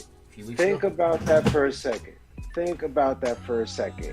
Now she's fighting someone that we don't even know who the hell she is. It's coming up. If I do not, which I am predicting because I hope it comes true out of this horrible Thunder Rosa segments and promos she's cutting, please, I don't want to hear you in any language, okay? Not even my own language. Just stop. But if Tony Storm does not interfere in this match or does not hit or do anything to Thunder Rosa, I am done. The AEW women's belt is being disgraced. It's horrible. I don't even want to see a next match. No, I'm over it. I have to see a quick heel turn right now to fix this whole dilemma we got going on. But Thunder Rosa cannot cut a promo. Is this I'm whole not thing gonna leading give to women's tag team titles? Is that what the whole point of this is? No? I'm only going to give it a star, like you guys, you know. I only saw one star, and it was Britt Baker, and she did save the day. Jamie Hayter's a star too, man. Maybe I'll give it 2 stars. Knock yourself out. Nah, we're going to get right into the main event. Eddie Kingston versus Chris Jericho, what, 12? Is this number 12? How many times have these assholes fought already? I'm so over it. I need to look that up. I really want to know how many times Eddie Kingston and Chris Jericho have fought in their careers. Total. Anyway, Eddie going right after Chris Jericho, like what Eddie usually does, making him bleed very early like a stuffed pig with a microphone wrapped in barbed wire. Everything's wrapped in barbed wire. The ring's wrapped in barbed wire. Tables wrapped in barbed wire. Chairs wrapped in barbed wire. This is as sadistic a setup as we've seen on a live TV show. The JAS is just locked in the Shark Tank. Yeah, they're up there. Nothing they can do to help Jericho. Nothing they can do to help Jericho, right? Nothing they can do. They can't help him. Eddie now setting up the table on the floor, but first let's just scrape Jericho's fist on the barbed wire. Jericho sends Eddie from the top rope, landing on the barbed wire table as we go to break. Only 10 minutes or something left of this shit show called sports entertainment. During the break, we see Jericho with a lion tamer, and now Eddie with some signs of life barely kicks Jericho, but somehow Jericho goes flying back first on the barbed wire. They keep showing us shots of the JAS in the shark cage. Eddie is real cut up on his back. Looks actually pretty fucked up. Ref Aubrey Edwards, as usual, getting way too involved. Getting on camera way too much. Now we see Eddie stumbling. Both men meet again in the middle of the ring, exchanging shot after shot. Now we see a shot of Ruby Soho, who apparently has the keys to the shark tank. Now Eddie on the outside setting up another table. Now we see Eddie send Jericho back first on the barbed wire. Now Tay Conte comes out. She's out here attacking Ruby Soho. Anna Jay comes to kind of help, but no, instead she joins in, beats the shit out of Ruby too. And now they take control of the remote control for the shark tank. They sent Ruby into the ring post. Conti having real trouble with a lock. I don't know if you guys noticed this. Pretty big fucking botch on the lock spot. She had no fucking clue how to put a key in a hole and turn it. So, I think her new name should be Tay Useless. Because this was bad. So bad to the point where the skinniest members of the JAS, they didn't wait for her to open the cage. They apparently could just fit right out of the fucking bars, okay? They could just fit right out of the bars. Hager and Menard, of course, a little thicker than those two guys. So they had to wait till Tay eventually opened the lock after quite some time. It was at least a minute. It was pretty fucking bad, okay? Pretty bad. Finally, we see the whole JAS in the ring. We get a 4-on-1 assault on Eddie Kingston. But then, of course, we have to see Moxley, Ortiz, Claudio, Wheeler, Yuta. They come out. Ortiz nails Jericho in the head with the sock. Eddie hits the exploder suplex and gets the near fall on Jericho. Somehow Jericho kicked out. I'm sorry for calling him Jericho, by the way. The Painmaker. The Painmaker, Chris Jericho, is here. Jericho now with a code breaker. The Painmaker, Chris Jericho. Ah, God. He had a chair with him for this code breaker. Then the chair actually hit Jericho in the face. It fucked him up, I think. He was like holding his fucking face. I think he got cut open. The chair was not supposed to land on his face, but it is what it is. Jericho looked like a fucking mess, to be honest with you. At least at the end of the match when it was all said and done. Exploder suplex was a decent spot. Gets the near fall on Jericho. Somehow Jericho kicked out, like I said. That code breaker happens. Fucks himself up with a chair. Jericho now goes for the lion salt, but Eddie counters with the barbed wire chair, throwing it at him or whatever the fuck they did. Now Kingston with that spinning chop that looked pretty fucking terrible. Looked weak. Didn't look strong. Didn't look convincing. Goes for the cover. We get another kick out from Jericho. Now Eddie using barbed wire to choke out Jericho. I thought this was a little extreme.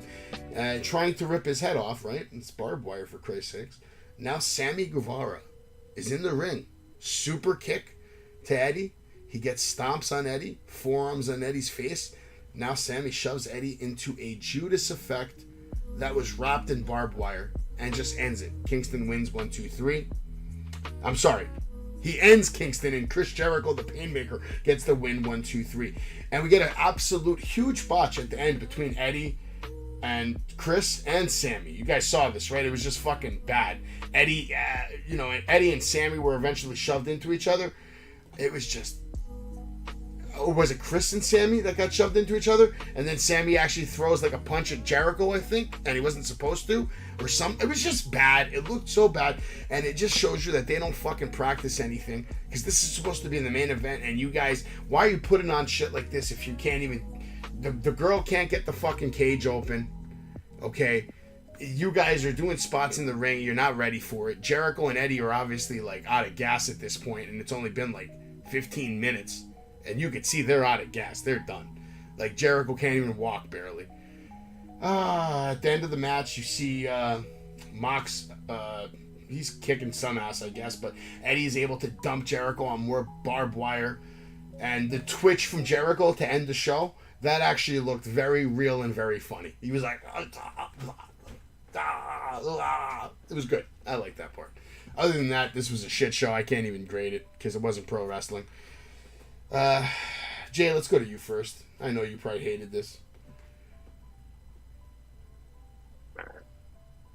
The things Jericho do, putting his body to stay relevant in professional wrestling today. We just witnessed that tonight, folks. He took an ass whipping. He went through barbed wire. Kudos. But is this really necessary? We have to see from a legend? No. It's wasted. You was talk about spots. Yeah, there was that Hurricane spot Jericho had hit, which was good. I don't know if Jericho was trying to do a Walls of Jericho at that point. I don't know. I was seeing a lot of turning, a lot of countering. The chair spot was funny. I laughed at that. Overall, it was just a bunch of spots. And I was surprised Jericho took most of it because he really took most of the beating in this match. So that's why I don't know why. I don't know. I thought the pain maker was to deliver pain, not take pain. But okay, you want to go that route? There was so many botches. You just named about that botch towards the end. Let's talk about Tay Conti and Anna Jay, which Anna Jay was the highlight of this whole thing. I love that she got out of finally. Congratulations to her for getting out of the Dork Order. Kudos to you. Kudos to you. I think she's a great wrestler, and I love the heel turn. I love her throwing Roby right there in the post. That was the only great thing. But once again, when you have these high-profile matches, there's always botches. And we've seen her when she couldn't even open a lock. A woman couldn't even open a lock. A professional wrestler could not even open a lock. And how big was that lock? Pretty huge. Let's get real. It looked like one of those Toys R Us locks you see when you were as a kid. So I didn't get it. And what even made it funnier and did not save it was these guys were just slithering out of the bars and getting out. Just horrible. That was so bad. Sammy, I don't even know why he came out. It was just pointless. But he came out. Jericho got the win. Let's remember about those botches you talk about at the end. But what about the botch when Kingston was trying to deliver that back elbow that hit nobody? It just hit air. Well, it looked like he connected, but it looked like the tip of his finger connected. You know what I mean? It just looked like shit. They had a chance. They had a chance to like make it like that he missed, but then whoever, I forget who was calling it, called it like, oh, he connects with it, and I was like, oh Jesus. And let's not forget the weird ending that he just threw him on the bed. I felt that spot was rushed. That spot made no sense to me. He just threw him there. I just felt it was saved for something bigger, and they either did not have enough time or they just totally forgot about it. I don't know. But I give this shit show a 0. This ain't a wrestling match. It's just horrible. This was really, really bad. I don't think this was a necessary match, and I thought it was a little much for TV. Jericho looked like a fucking complete mess by the end of the night. He looked real fucked up. And then just him twitching like that at the end of the night, like, you know he's walking out of there real fucking slow and fucked up. He got a lot of bruises, a lot of cuts. You know, I don't expect to see him on TV for a minute, to be honest. And if he does come back on TV next week, he's fucking crazy. But why? Why does he have to, just to stay relevant? Like, come on, man. You don't gotta do all this shit. It's 2022. The main event of AEW should not be Eddie Kingston versus Chris Jericho in a fucking all barbed wire match. Like, if you told me that in 2018, that in 2022, Chris Jericho and Eddie Kingston were going to be in a main event for a barbed wire match, I would tell you that's terrible. Don't book it. Stop it. Where's your All-Atlantic champion? Why isn't he main eventing Dynamite? Huh? Where's your TNT champion? Why isn't he main eventing Dynamite? Why isn't your TBS champion, by the way, on your TBS program, why isn't she defending her TBS title in a singles match against Athena in the main event? Give her some shine. Give her the main event spot. No. Chris Jericho versus Eddie Kingston in a barbed wire shit show with 4 idiots hanging in a cage that some bitch can't even open. I mean, this is as bad as it gets. This is in my opinion, this was one of the worst Dynamites I've seen in a long time. The ending was terrible. It didn't get me hyped for anything. It left me with no excitement. The most realist moment of the night was FTR talking about what they talked about. The match of the night was the opening match. They actually put on the cleanest match with the least amount of mistakes. And believable, situation, and built up a good storyline. We now want to see Malachi Black versus Sting. I don't want to see Brody versus Darby again. I'll tell you that. And I'm afraid that the Sting versus Malachi match is going to get turned into a tag team match. And I don't want to see that. I don't want to see Darby and Sting versus Brody and Malachi. I do want to see Sting versus Malachi, though. I've seen enough of Brody versus fucking Darby. We know what happens. It's the same story. It's not going to change. So I hope that's the end of that, but I don't think so. They announced a lot of shit for Rampage too, but Rampage is, for Christ's sakes, we're going to see a rap battle. Painmaker still undefeated in AEW. Oh well, that's a fact. There's a fun fact of the day. The only like semi-star I take out of that whole thing was Anna Jay heel turn. Oh yes. Yeah, she got a lot of shot tonight, and she got some camera time, and I guess she's joining the JAS, right? Is Sammy gonna have maybe they're in a relationship, 3-way relationship? That would be something different for TV. He comes out like a super pimp, right? He has Anna Jay and Tay. That's where I would go with that storyline. That's the only way that storyline works out well. Because I think Tay right now is just, without her realizing it, she's destroying Sammy Guevara's career. Because he has no business focusing on anything except trying to be the best wrestler in the world right now. Because that's what he could become if he was just focused on wrestling. He looked even bigger again tonight. Yeah, he's getting big. He's getting bigger for sure. He's eating well. He's fucking obviously eating very well. I saw a picture of him recently flexing. Yeah, he's starting to get that weight on there, and that's what it takes, man. Look at Montez Ford. My bad. You meant eating that way. No. Yeah, getting big. He's actually getting bigger. He's bulking up. For sure. You mean he's getting bigger as a star? Or you're getting harder? You saw him get hard in the ring? He's like you said, he's eating well. I said, oh yeah, he's eating well, all right. Oh, well, yeah, for sure. He's definitely dining well. Probably better than most, to be honest. All the time, man. Well, Sammy's definitely got a life many people could inspire to want to have. That's for sure. He gets to ride the coattails of a GOAT.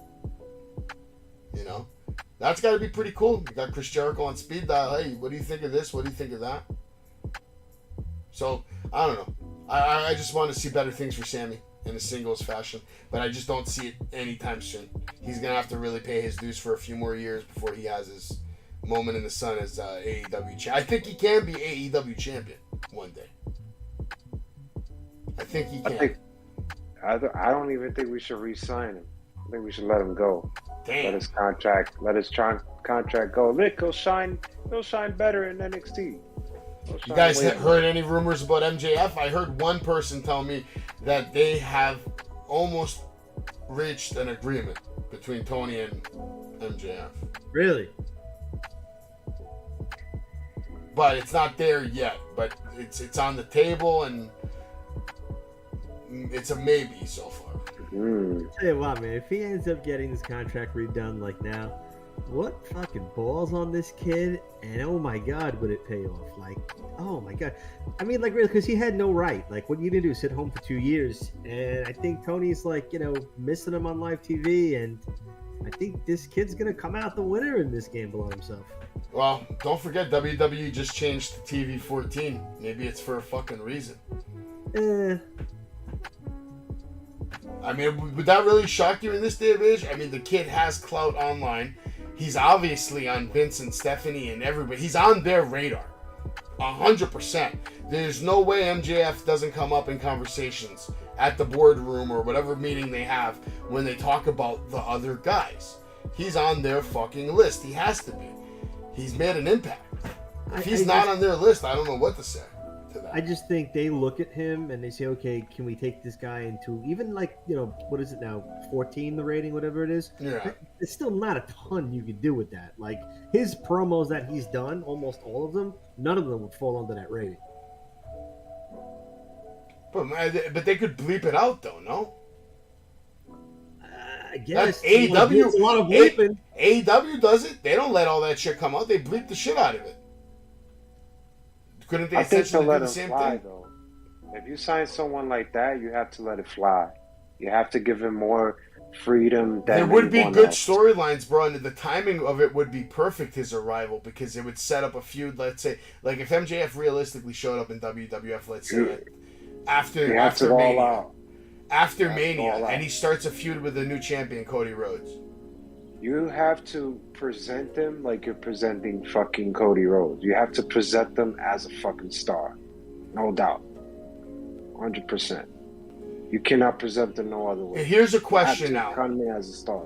MJF in his AEW career has obviously shown that he likes to have people on his side, right? We've seen it with Sean Spears, the chairman. We've seen it with Wardlow, the Pinnacle. A lot of people.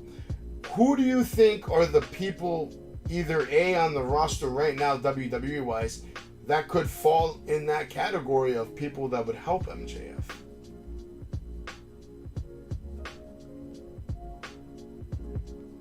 Jay, you have any Well, I don't thoughts know. on this? I thought Guilt was going to go first. I was just Don't waiting. matter. I was in deep thought for a minute. Yeah. Who could help MJF out? Cody. right? Or not necessarily help him, but just be part of like a stable he creates, or something like Cody.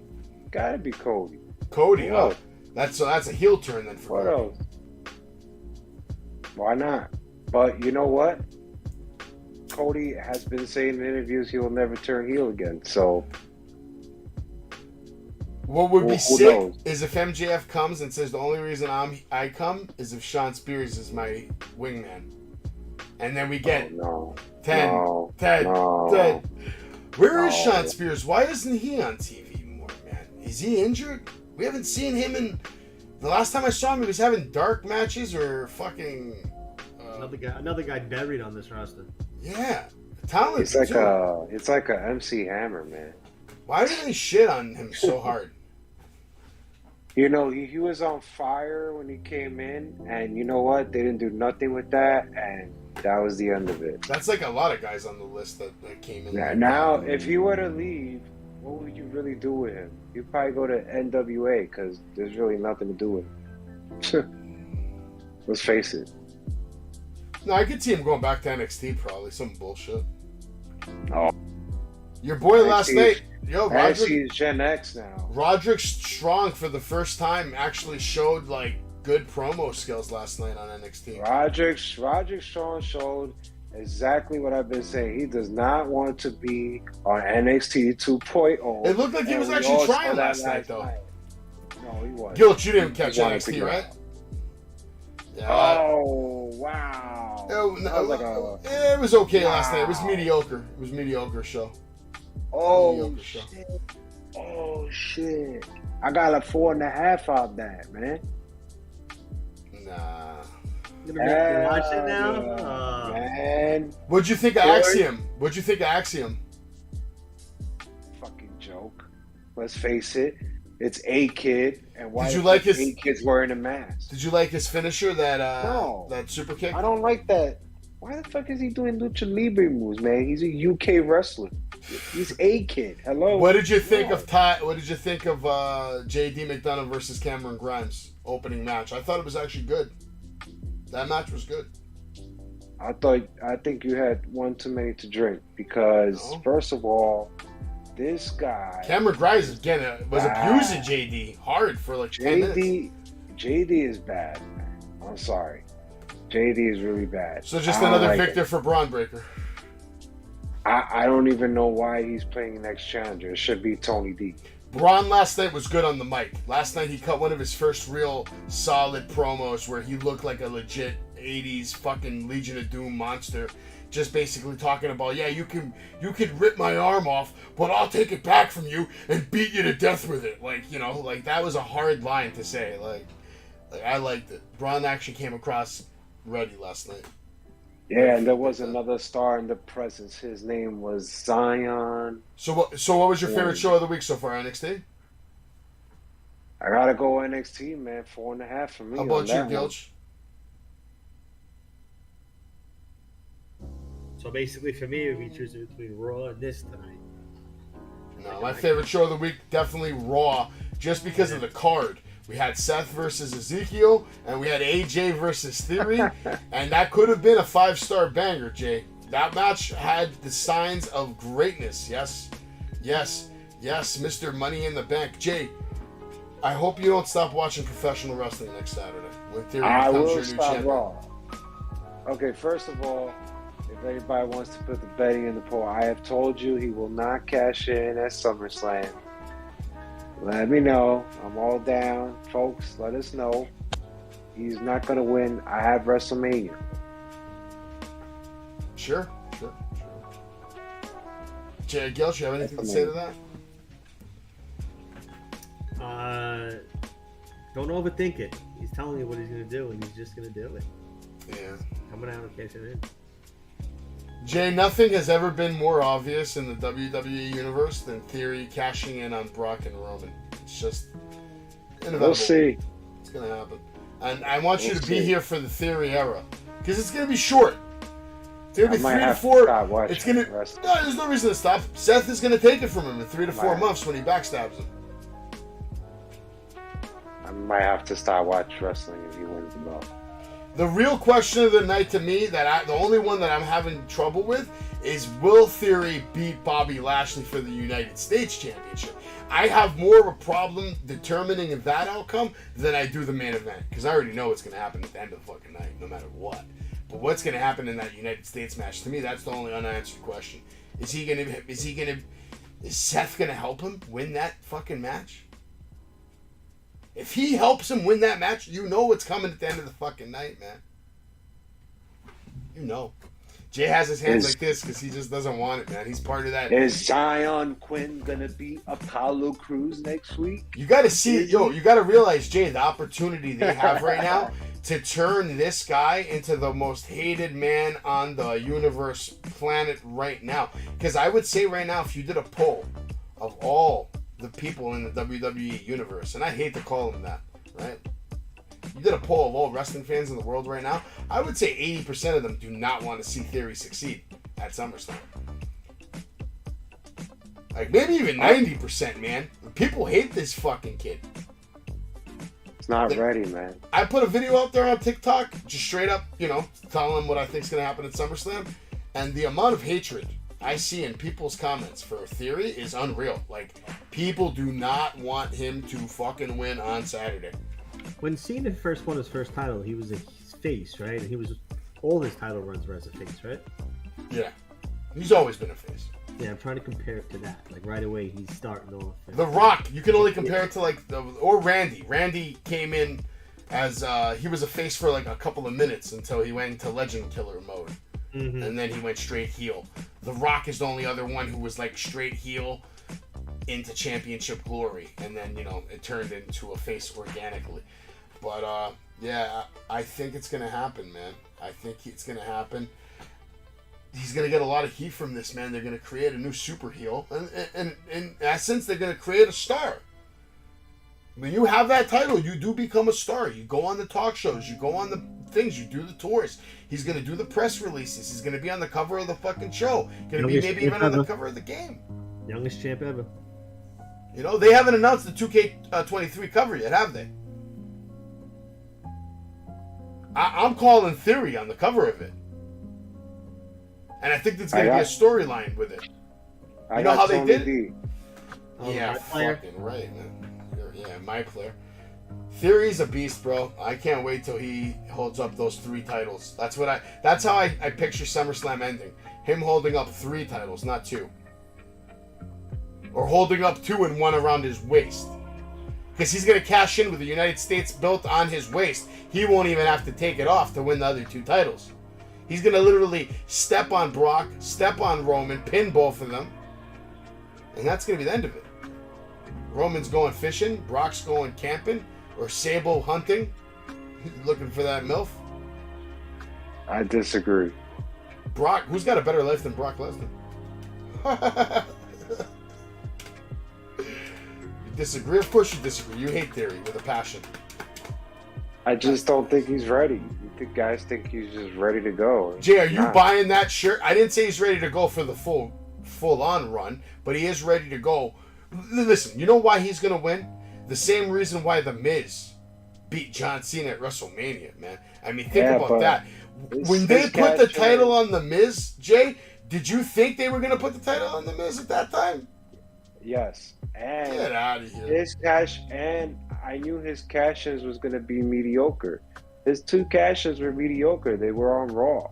I knew he was going to win the belt when he had Alex Riley with him. But let's face it, it was just mediocre. You have a talented guy like Theory, a lefty, let's face it, which is rare, a lefty that can work, that can talk. You have to make it memorable. Why not top Seth Rollins? How is this at not WrestleMania? memorable, though? Why not screw Cody Rhodes at WrestleMania? Because if he doesn't do it and take now, from him? I'll tell you why. No, Because if he I doesn't don't do it like now, he doesn't become the youngest. We have to go The to youngest. era. He needs to We be have the to go to youngest. era. That's his whole gimmick right now. The youngest U.S. He champ. The will youngest be. Money in the Bank. He will be. No, he won't, because by the time Next WrestleMania year. rolls around, he'll be 24 and change. No, he won't. Yes. No, Yes, he won't. No. What do you mean? You gotta look Time it is up. paused. You You tell gotta me look it up. time is You gotta paused look for it up. Theory? He You gotta doesn't look it age? You gotta look What it are you up. saying, man? I don't have to agree look with it up. you. I know what I'm agree with talking your about. fact. I know what I'm agree with talking your about. fact. WrestleMania's in 9 I months, don't agree with dog. your fact. WrestleMania's in 9 months. Theory's I birthday don't was give a like shit if 8 it's months 9 ago. or So 12 that means his months, birthday's coming up. Fuck it. WrestleMania is where he's cashing. Nah, man. You want to put a bet on that? I told somebody at the store today. You know the deli that I go to? I told the Yeah, guy everybody he doesn't involved, yeah, think everybody. Theory's gonna fucking win either. Everybody. And I said, would you bet 500? Because he has money too. I said, would you bet $500 on it right now? And he was like, no. I was like, all right, so shut the fuck up then. Because he doesn't have $500, man. Oh, he has $500, man. He just doesn't have confidence that Theory's gonna fucking not win. So that's what he doesn't have. And he's probably watching this fucking stream. And if you're watching it, you're a pussy. $500 bet still on the fucking table. Take it or leave it. I'll give you until Friday. Make up your mind. I'll put $500 on the line right now. Theory is walking away with the championships. I'm not going to say the U.S. championship. I won't bet 500 on that. But I'll bet 500 he's going to cash in and walk away with all that gold. Oh, yeah. 100%. Anything else you I guys just want want to to talk say, about? yeah, Big Vito, man. What's Big up, Vito. man? We're gonna have you on the show, man. Got a lot of questions to ask you, bro. Big What's Vito? up? Yeah, well, apparently he wants me to do some stupid fucking dance that he does. I don't know. I'll try to do it. I'm not going to do it well. He actually does it very well. I don't know how. He remembers all the choreograph. I was a wrestler, not a dancer. I don't know. I could try. Jay, maybe you could do the Big Vito dance. But wait, you don't have TikTok. I'll do it if he comes on the show. If he comes on the show, man, he has to come on the show, man. We got a lot of questions to ask him, man. We got to ask him about What his are the career. questions you want to ask him? Like right now, like let me know. All right, I'll tell you the first one. How do you become such a legend in ECW? How did you become a legend? How do you become a legend with the whole FBI? Tell me about that. How did that all came about? Okay. Any other questions off the top of your head? And then we'll transition to who came up with this horrible, horrible gimmick of you wearing dresses on SmackDown? Yeah, that's actually a good question. I do actually want to know that. I want to know if that was a Vince McMahon thing. Was it a John Laurinaitis thing? Was it a Jim Ross thing? Give him major props, made it work. But who came up with that? He's still making money off of it today. I just saw a video of him doing a show again at Staten Island where he twerks for the fans. In a dress. I just want to know who came up with it. I just want to know who came up with it. I don't know. That's I my don't know whole who came up with it, mystery. but who was the He can general answer manager it. at that He can time? answer it. Who was the GM at that time? Oh man, it's got. Was that Bischoff here? I'm gonna say Teddy Long if I'm Oh, correct. God, I'm that gonna route, go that route. Yeah. All right, Because Gilch, I'll ask you had- this. Who's the worst GM of all time, excluding the laptop? Fuck, I was gonna say the laptop. I hate it. Oh man, You guys will be shocked at my answer, but it's real. this It's is true. something I'd have to like Google a list of and then go through it. Really, I'll tell you right now off the top of my head, the worst GM in the history of Monday Night Raw was, without a doubt, Kurt Angle. Just bad. I didn't enjoy any of it. Maybe the first night because of the nostalgia and it's him, but yeah, his recent one. I think maybe he was GM before, like long time ago. They did something, but like his recent GM run, that was the worst maybe in history. Even People Power was better than that. I don't know. Jay, what do you think? I think there was so many bad ones, man. I can't even go through the whole list. I don't even think we had a decent one. I think the only decent one is William Regal. William Regal? Well, decent one, yeah, for Oh, sure. he was. NXT. Yeah, he was a commissioner, right, in Raw. Yeah, they When did a they were commission on for him too. 10, Yeah. That was good. He was awesome. William Regal's a fucking G, bro. He's always been fucking good. In the ring, on the mic, whatever they tell him to do, he does.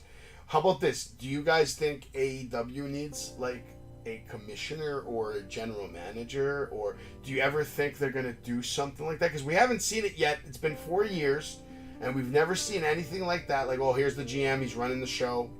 It's always been just Tony Khan. And he stays off TV. I know he comes out at the live shows, thanks to people for showing up. Comes out at the end of the night, has a fucking hug orgy with Danhausen and a couple other shitty wrestlers that are out there, and ends the night.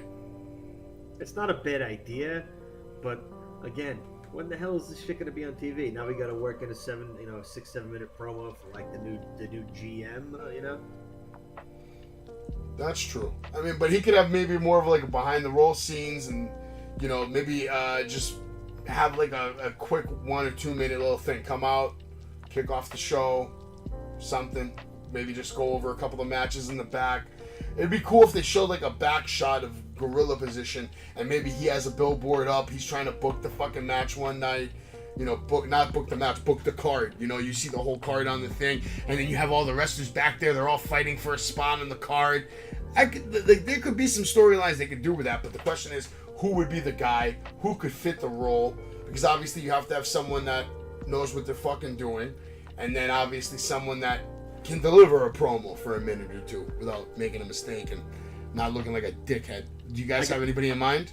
Yeah, I got a guy, but it'll never happen because he's still under contract there, and he does like the pre-shows and shit. Booker T. Booker T. Interesting. Okay. How about you, Jay? Can't think of one right now. You know who I would pick? No thought. Dustin Rhodes. Give him a big role. His brother's a superstar in WWE right now, the competition. And it's not like Dustin Rhodes isn't a legend in his own right. And he is the son of a plumber, right? I'm just saying. What is he, Mario? His father, but Jay, where I'm going with this is his father was a legendary booker, a legendary promoter, along being a legendary wrestler. This could be a way of him tapping into his father's roots and transitioning, because think about it. He needs a transition, right? He can't keep wrestling forever. So what's the best transition? He's on camera role, behind the scenes, working with talent, setting up matches, setting up stories. And I think he can be taken seriously. Because he looks like the type where he's a serious fucking dude. That's how we've seen him in AEW. He doesn't come out as Gold Dust acting a clown. He's come out and had serious matches, serious promos. Not recently, of course. The whole thing they were doing with him, and who was that female wrestler that he was training? And I think they were like, was it Serena Deeb maybe? Somebody just disrespected him on TV. It was a female. I can't recall. It was like 2 months ago. I gotta look it up. But anyway, you guys don't think that's a good fit? Dustin Rhodes? We got a Rhodes back on AEW mainstream? I think they're just losing a lot of potential in a lot of areas. Like, I think you're right on the money. Like, doing some backstage type. I think we need to see some backstage type. Like similar to like a WWE 24 type, and kind of know certain wrestlers that not everyone is familiar with. Like, I don't know Orange Cassidy's storyline, I don't like him, but I'm pretty sure if I know about it and maybe his struggle, maybe I will come over around and give him some respect. You know what I mean? Or Darby Allin's history of going fucking suicide and throwing himself fucking 30, 50 flights of stairs.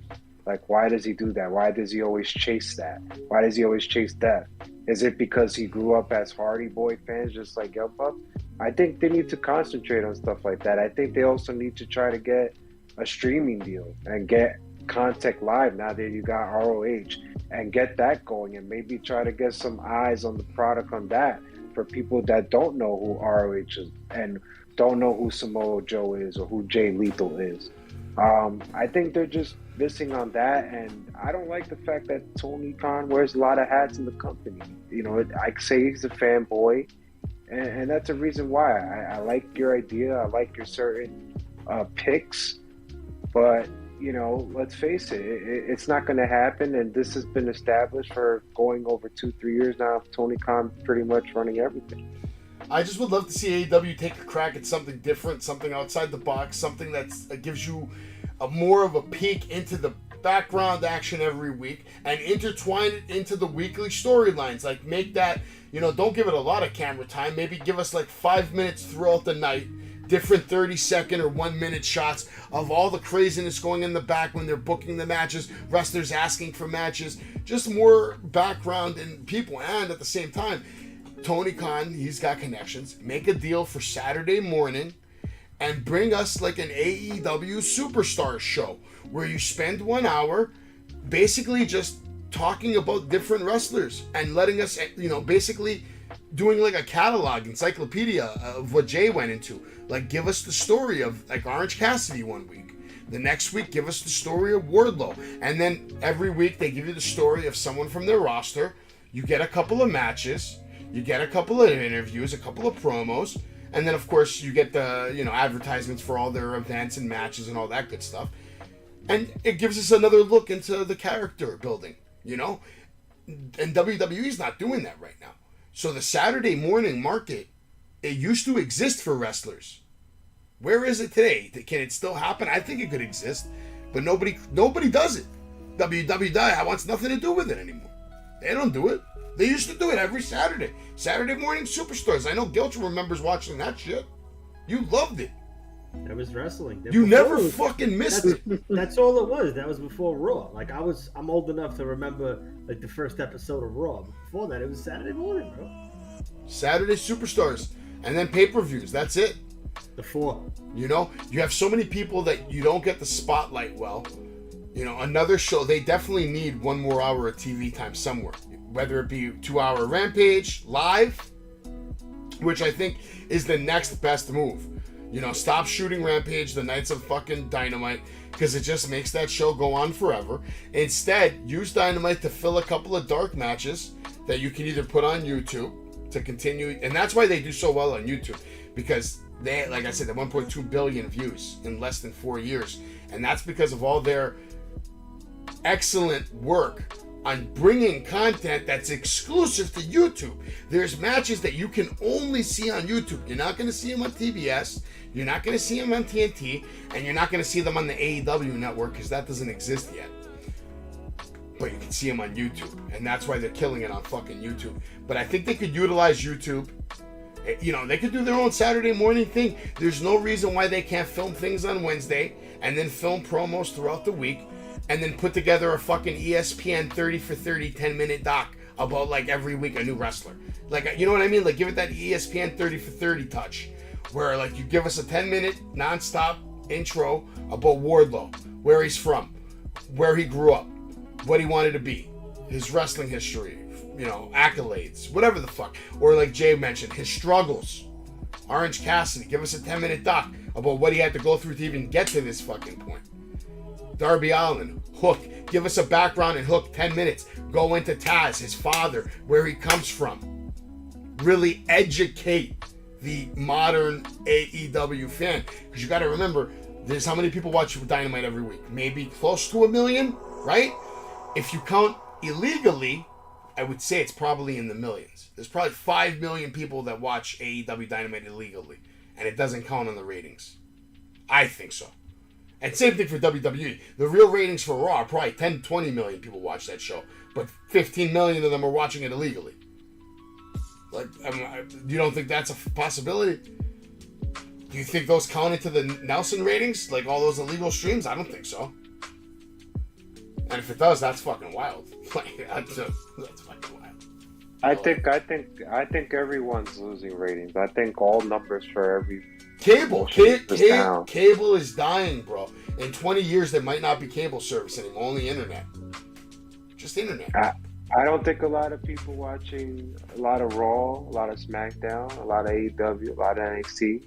All I hear is numbers are down from like every podcast that I listen to. But it's only down from like the mindset of like people that pay cable bills, bro. People are watching it, but they're not watching it legally. That's the thing, man. Because look how much money they're making on YouTube. I don't think WWE even cares about their ratings as much anymore about what they're doing on YouTube. You must not. If you put Logan Paul in your main event, I mean, you must really not care. That was pretty bad. It's bad. That is just a prime example. Tonight is another prime example. That's bad. What we saw was bad.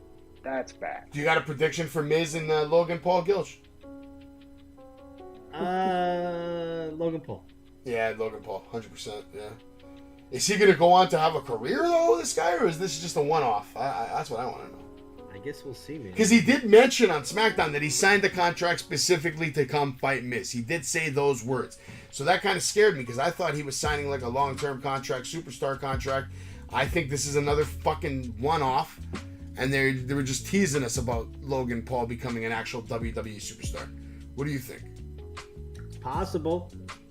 That's possible. I guess we'll have to wait and fucking see, man. Because I don't see him getting on the bus. You know what I mean? I don't see him doing the tours. I don't see him going on the road. I don't see him hanging out in the locker rooms. I see him clocking in, clocking out type of shit. Back to his bus, or yeah. He's done. He's going back to making real money. Because compared to what he makes on YouTube, probably WWE is a joke. You know? Hey. And think about it. All those wrestlers are probably all on his dick, trying to get some kind of mention on his channel. Brothers fighting August, right? August. You know what? MSG. You know what was bad about Raw, bro? What they're doing to poor Kevin Owens, man. I don't even care about Raw no more. KO is just like the hype man. He's just the hype man for somebody else's fucking match. Like that. I mean, I'm sorry. I'm just tired of seeing Becky Lynch, Seth Rollins. I'm tired of seeing all of them. I'm just done. I'm over it. I'm tired of Lashley. I'm tired of Omos. I think you would have enjoyed the Theory and AJ match, though. No, I'm tired of that too. I'm tired. Well, bro, listen. We're all tired. Gilch looks tired. He looks like he's about to go to sleep. We've been. This is 2 hours and 7 minutes. Episode 64. Everybody here, Gilch, Jay, and me. We wish you all a good night. Thank you for joining us. We're gonna end this shit right now.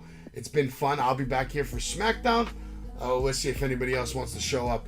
Otherwise, everybody else have a good night. God bless. Make sure you're following us on YouTube, Twitch, Facebook, TikTok, Instagram, Spotify. You can catch us live Mondays, Tuesdays. Unfortunately, Tuesdays. I might stop watching NXT if it keeps up like this, bro. It's been bad. Never. It's fucking picking up, baby. Picking up, man. We'll see. Grayson Anyway. Waller Zion Quinn next week. Terrible. Everybody have a good night. This is my cousin Crittext taking us out. Maybe after this Sunday, we'll have a new way to take us out. It's up to you, Max Cassidy. Let me hear it. Pedigree, 1, 2, 3, project you live by the champ. Her last ride straight to hell, a tombstone, a choke slam. Here to give it to you raw. This is Wrestling with Savage. SmackDown, hold the title. This is Wrestling with Savage. What? Wrestling with Savage begins now.